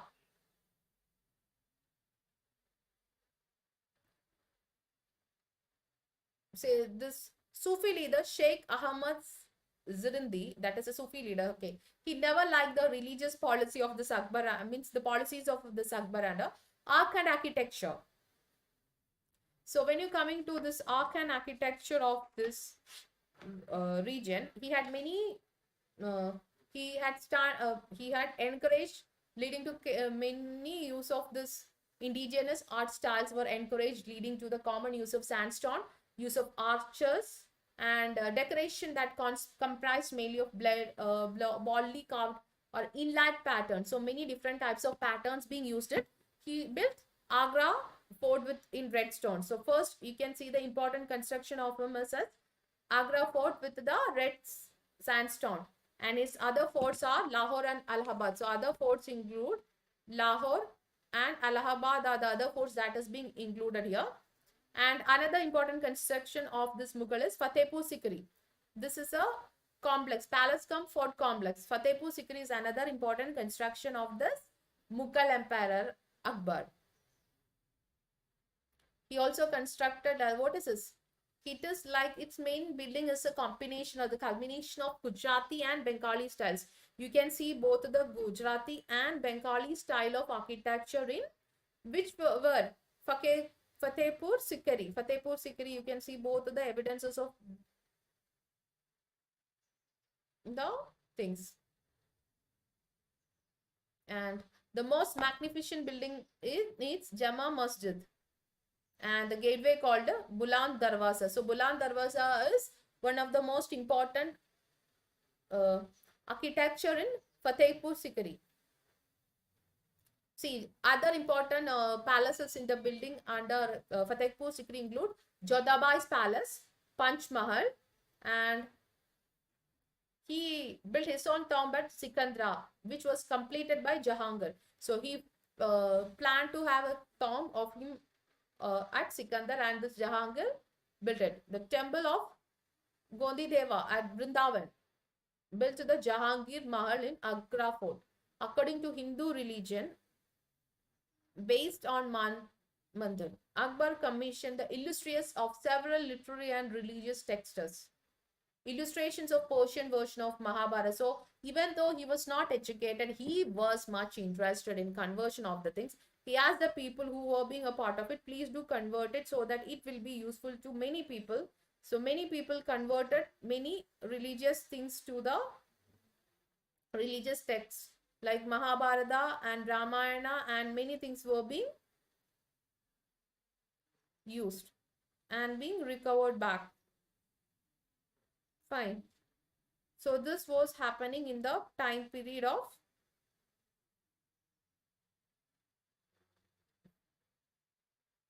Akbar. So one of the most important work you can notice, Hamsanama, which is consisted of like 1,200 paintings belonging to his region. And he organized painting in imperial karkhanas. Also, he introduced European style of painting was being introduced by him. He also colored like peacock blue, Indian red began to be used. He invited a large number of painters. So when you're coming to Akbar, no, he was much interested with all these things. He asked many people to be joined it and their work. Mirza Said Ali and Ahmad Abdul Samad, Farooq Beg, Basru, and were the most important painters. Persian language became widespread in the Akbar and region. Apart from Abdul Fazl, his brother Abdul Fazai, Abdul Qadir Baduni. So the Persian language became widespread. So he invited Abdul Fazl and also his brother Abdul Fazai and Abdul Qadir Baduni, who wrote Kitabul Tariq. Khajwa Nisamuddin Ahmad Hamari wrote Tabaqat Akbari and Munkatabat al-Akbari Nazri. So this were the present. So all these persons were being present in the court of this Akbar, and he given much importance to him. From time of Akbar, Hindi poets were attached to the Mughal court. Most influential Hindi poets was Tulasi Das, who wrote Hindi version of Ramayana and Ramacharitam's. This is regarding the iconic courses. You get live classes, test series, unlimited practice. structured schedule and personalized course, daily mains question and answer practice, study planner, and you get a personalized feedback once you are in a part of this iconic course. 12 months is like 69,500 rupees. You get it for 62,550 rupees. 24 months is like 1,70,000 rupees. You get it for 96,300 rupees. After the discount of 10%, you get it using my code BIJU. Use the code and get the discount. So this is regarding the Mughal administration when you are coming to Akbar. Fine.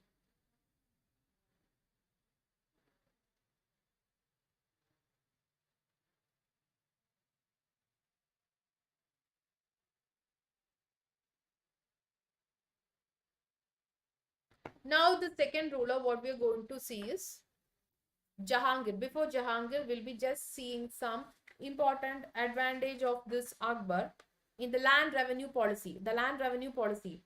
Akbar adopted revenue administration of Sher Shah Suri. So he followed the administrative policies of Sher Shah Suri, under which what happened in the Sher Shah Suri region or this cultivation.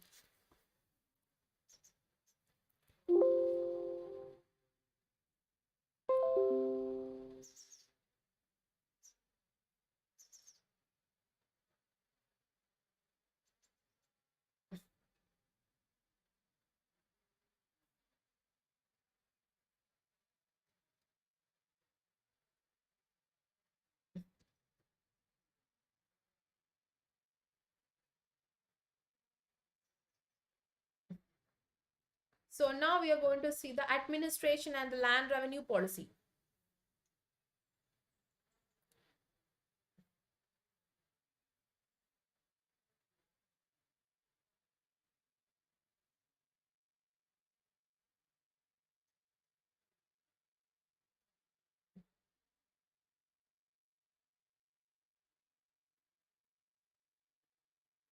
So administration under Mughals. We are going to see the administration under Mughal, especially the Akbar. That is, first we are going to see the land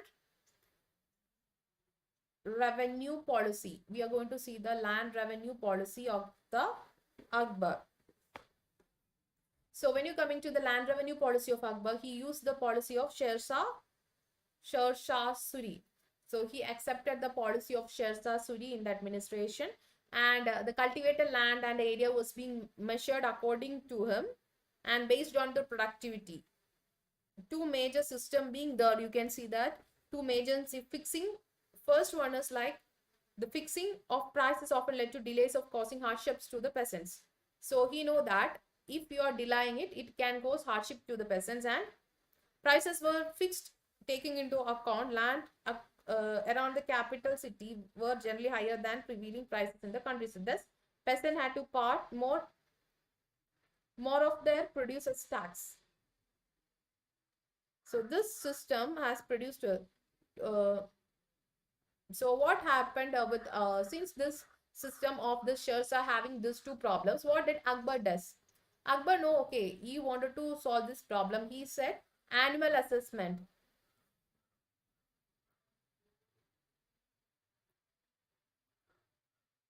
Quenangos, they are known as the persons, the local officials who reported the reported on actual products, local prices, and other details.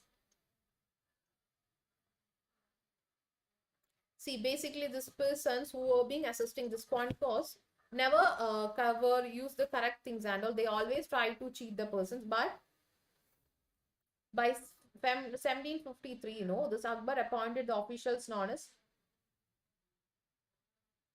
Karoris, who kept an eye on the price reported by the concourse. So he does said concourse will be cheating them. So Akbar told, okay, I never accepted all these persons. I'm a very liberal person. I'm doing welfare of people. I don't want to be get cheated by this concourse and all. So what he did, he appointed another spies known as Kakoris, and this spies Kakoris were being doing the things. They were being looking into the things, and they were being looking into the affairs. So they see how this things were being going on. Fine. So Sapti, what is a Sapti? Sapti was a system which was measurement of land. Sapti is a measurement of land which is being based on the productivity of land and other places. The Chala.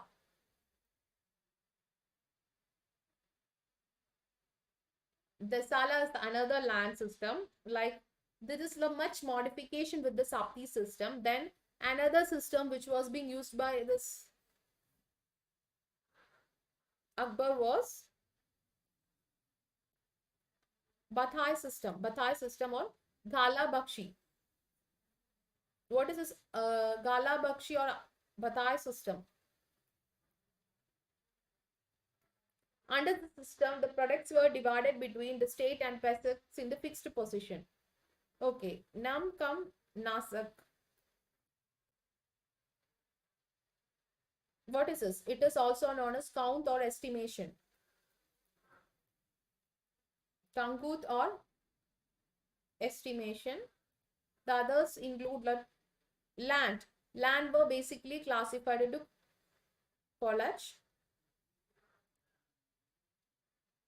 Parathe, Chacha, Banjar. So this is how the lands were being classified. Palach, Parathe, Chachar and Banjar. This is the different ways which the lands is being calculated. See.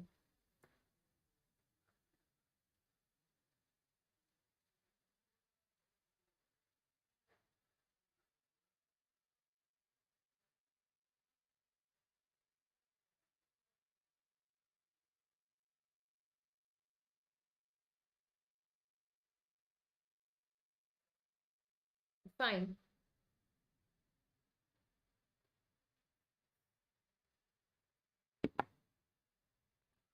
So he also followed a policy known as Mansabdari system.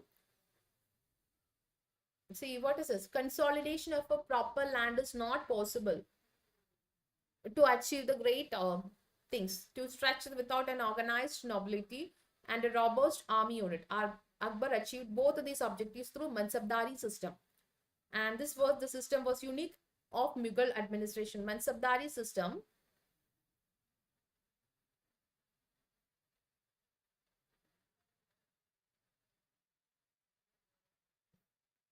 Mansabdari system was so unique of this Mughal administration. Akbar achieved both of these objectives through Mansabdari system. This was the system unique to Mughal administration. Under this, every officer who was ranked, who will be assessed as a rank, and that is known as Manas, Mansab, then lowest being 10 and highest being 5,000 for nobles. So princes of blood who are being in blood relation received highest Mansab. Okay. Then the Mansab were again divided into Saath and Sawar. We'll just see it in the detailed way in the next class. Political administration include Wazir, Mir Bakshi. These are the two departments you can see. The head of the revenue department is responsible for getting all the income, that is known as Wazir. Mir Bakshi, who is Miss Mir Bakshi, he was the head of the head of the military department and was considered as the head of the nobility. In what he who recommended officers for various mansab, but Wazir was responsible for assigning the major Jagis systems to the things. Miss Bakshi was also in charge of intelligence and information agencies of empire. Several intelligence officers and news reporters posted throughout the country reported him. Then Mil Saman, he was in charge of imperial household. Mil Zaman. Mil Saman was in charge of imperial household and thus ensured provisions of various items required by intimates of the harem or female apartments. Then Chief Kasi. Chief Kasi is a head of the judicial department. Then comes Chief Sardar. He looked into the charitable things. And what is the relationship with Rajputs? He had a very good relationship with the... So when you coming to the religion of this Akbar, what was the religion of this Akbar? So he was born in the time when both the Bhakti plus Sufi movements was growing into the heights. This is the time. This is a peak time when Akbar was born. Okay.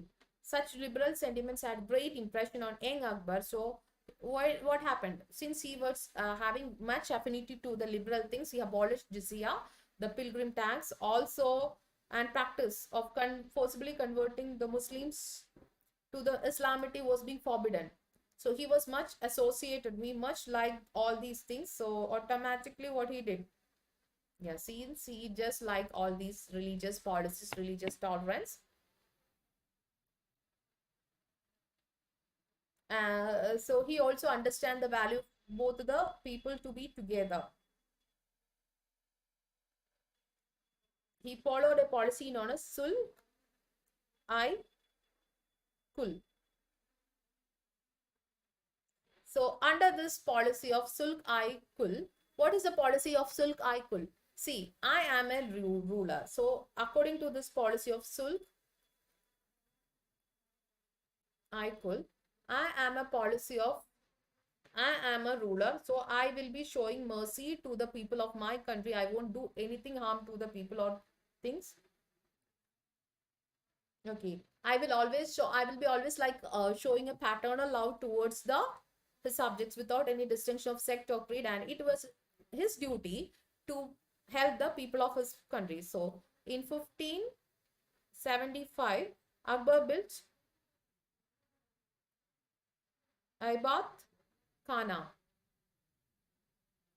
or hall of prayer in new capital, that is in the Fatehpur Sikri, where many theologians, that is Ibat Khana is a place where all the religious persons, all the persons who being tolerant to any religion or many theologians being present to it. So it was like a culmination of many religions, Hindus, Muslims, Zoroastrians, Persians, everybody was being there in this Ibad Khana, and they believed, okay, and everybody believed that this person was being there, and some of the persons were also converted to the religion as such. Okay, this is not a religion, but this religion was not a prominent religion. And after the death of Akbar, the religion faded away. Why this religion faded away? See, Akbar never wanted to be a part of all these things. He showed that I am tolerant to everything, every religions, every people in the country. So he maintained a good attitude like that. See, I am tolerant. I am tolerating every religion, every people in the country. So why should I bother about others? So this was the attitude of Akbar, but his religious policy and his religion was not being there for many time. So he always wanted to know which is the true religion. So his true quest for the true religion come. But what happened, 1582, this person's was being having. Why did this Ibad Khana was being followed? He followed this Ibad Khana so that every persons in the country can be a part of it, and he can have personal contact with the various religions. But what happened? No, everybody tried to convince him and was telling that my religion is better, another religion is better. So he was fed up with all these steps, and finally he closed to this Ibad Khana in 1582 because his crux, why he started the policy itself being worthless. So this is the condition of it.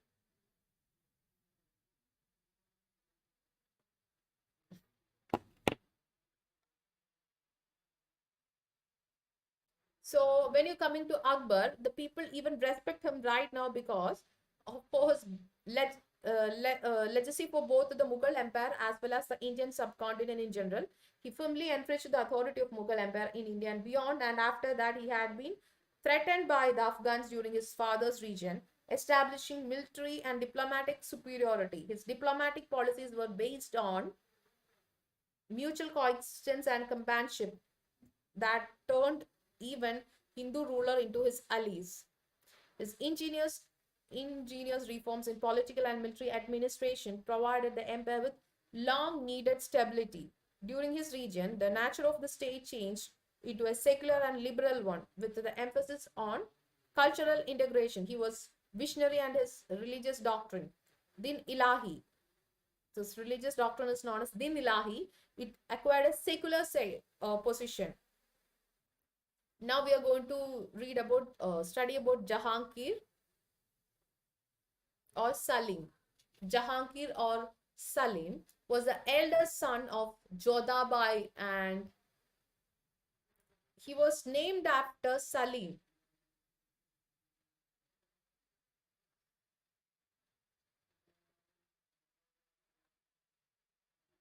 Fine.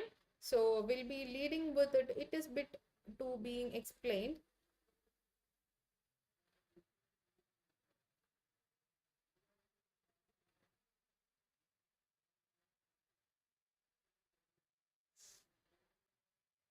So we'll be continuing it tomorrow because it's already 2 hours. It's not that good to take beyond 2 hours.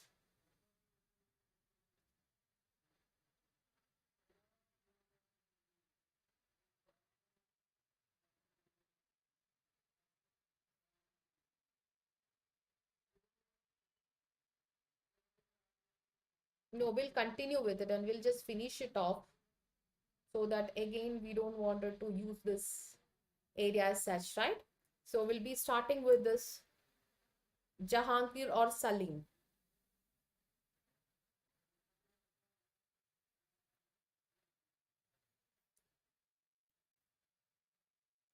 So what do you know about this Jahangir or Salim?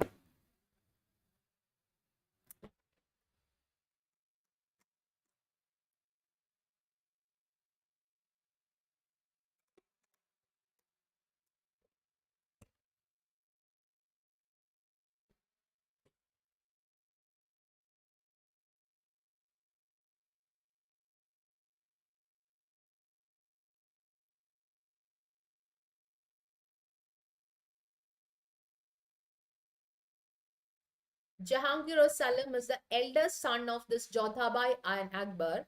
And see, for long years, no, this Akbar was not having children. So he married many places, many women, but he does have a child. Finally, he went to the Sheikh Salam Chisti and he blessed him and a son was born. So he named him after him. That is known as Jahangir was born as Nur Uddin Muhammad Salim on 31st August. In 1569, Fatehpur Sikri to Mughal Emperor Akbar and his Rajput wife Mariam as Zamani Begum. Okay, or Jodha Bhai. So he is the eldest surviving son. So many children, for long years he was not having any children. After that, some sons were born, but children were born. Everybody was died off. So this is the only surviving elder son. The surviving elder son of him is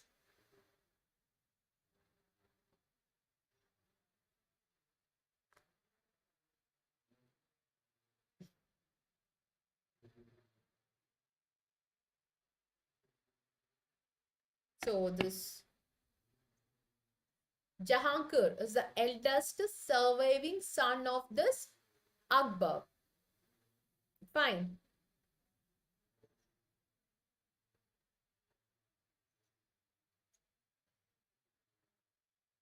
The eldest surviving son of this Akbar is Jahangir.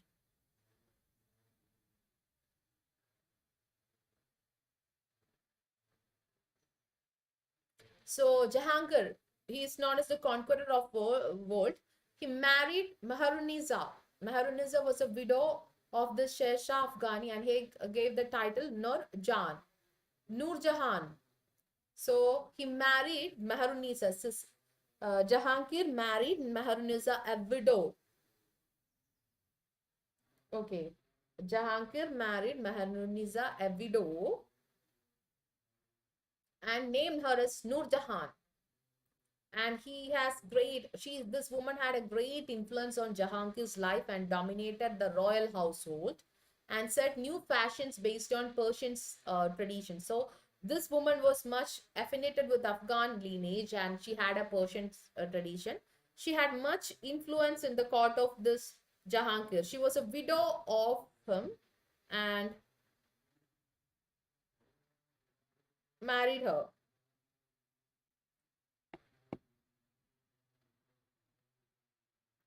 Fine.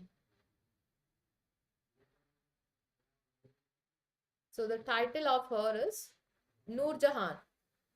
The title of Maharunisa is known as Noor Jahan, and her father Gayas Beg was given the title Itmadullah. So anyway, this woman had a great influence in with this Jahangir. Fine. Since he was tortured by the best, when you coming to Jahangir, he was tutored by the best teachers of his father who could find him and given him expert training in civil and military administration. So he get much advanced expertise training in civil and military administration. He grew impatient for power and revolted in 1599 and when Akbar engaged in Deccan. But later he reconciled, and after the death of Akbar in 1605, Jahangir succeeded the throne. So it was in the year 1605 this man Jahangir succeeded Akbar's throne. What are the initial challenges faced by him? Within the 5 months when he ascended to the throne, Jahangir's son Khusro revolted in alliance with Man Singh. Okay. So when first Jahangir became the throne, after that what happened? Okay, before that we'll see this, before we want to know much about this Noor Jahan. When you coming to Noor Jahan and Jahangir life, this Noor Jahan was a woman she was a very clever and intelligent woman. She had much influence in the and dominance. She had much influence and dominance in the royal household and set new fashions, and also she has much influence in Jahangir's life also.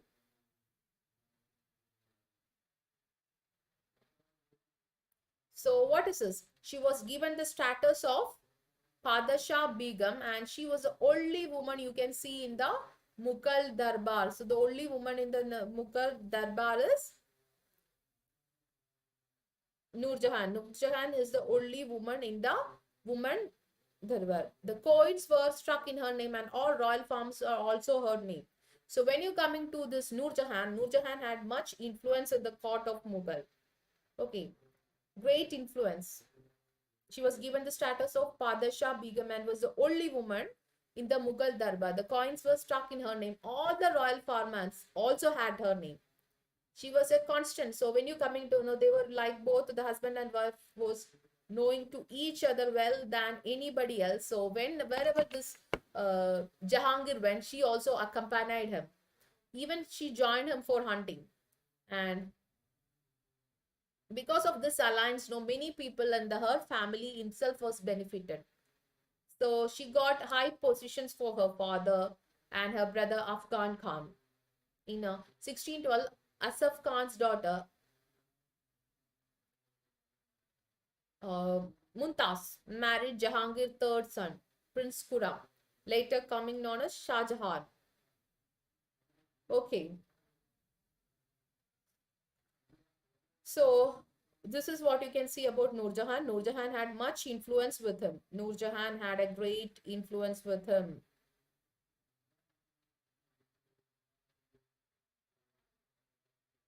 Done?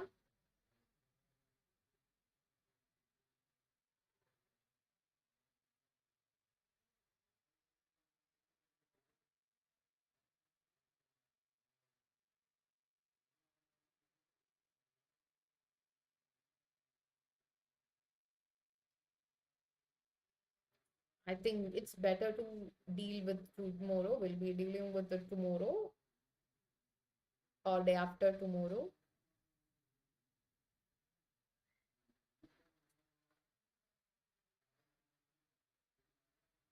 So we'll wind up today's sections and we'll continue with tomorrow.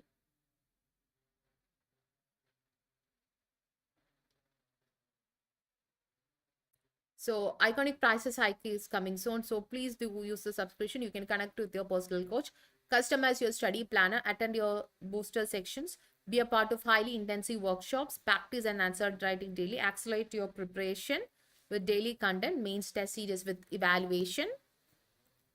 Use my code BIJU and get a 10% discount on any of the subscription plans. Thank you and have a great day.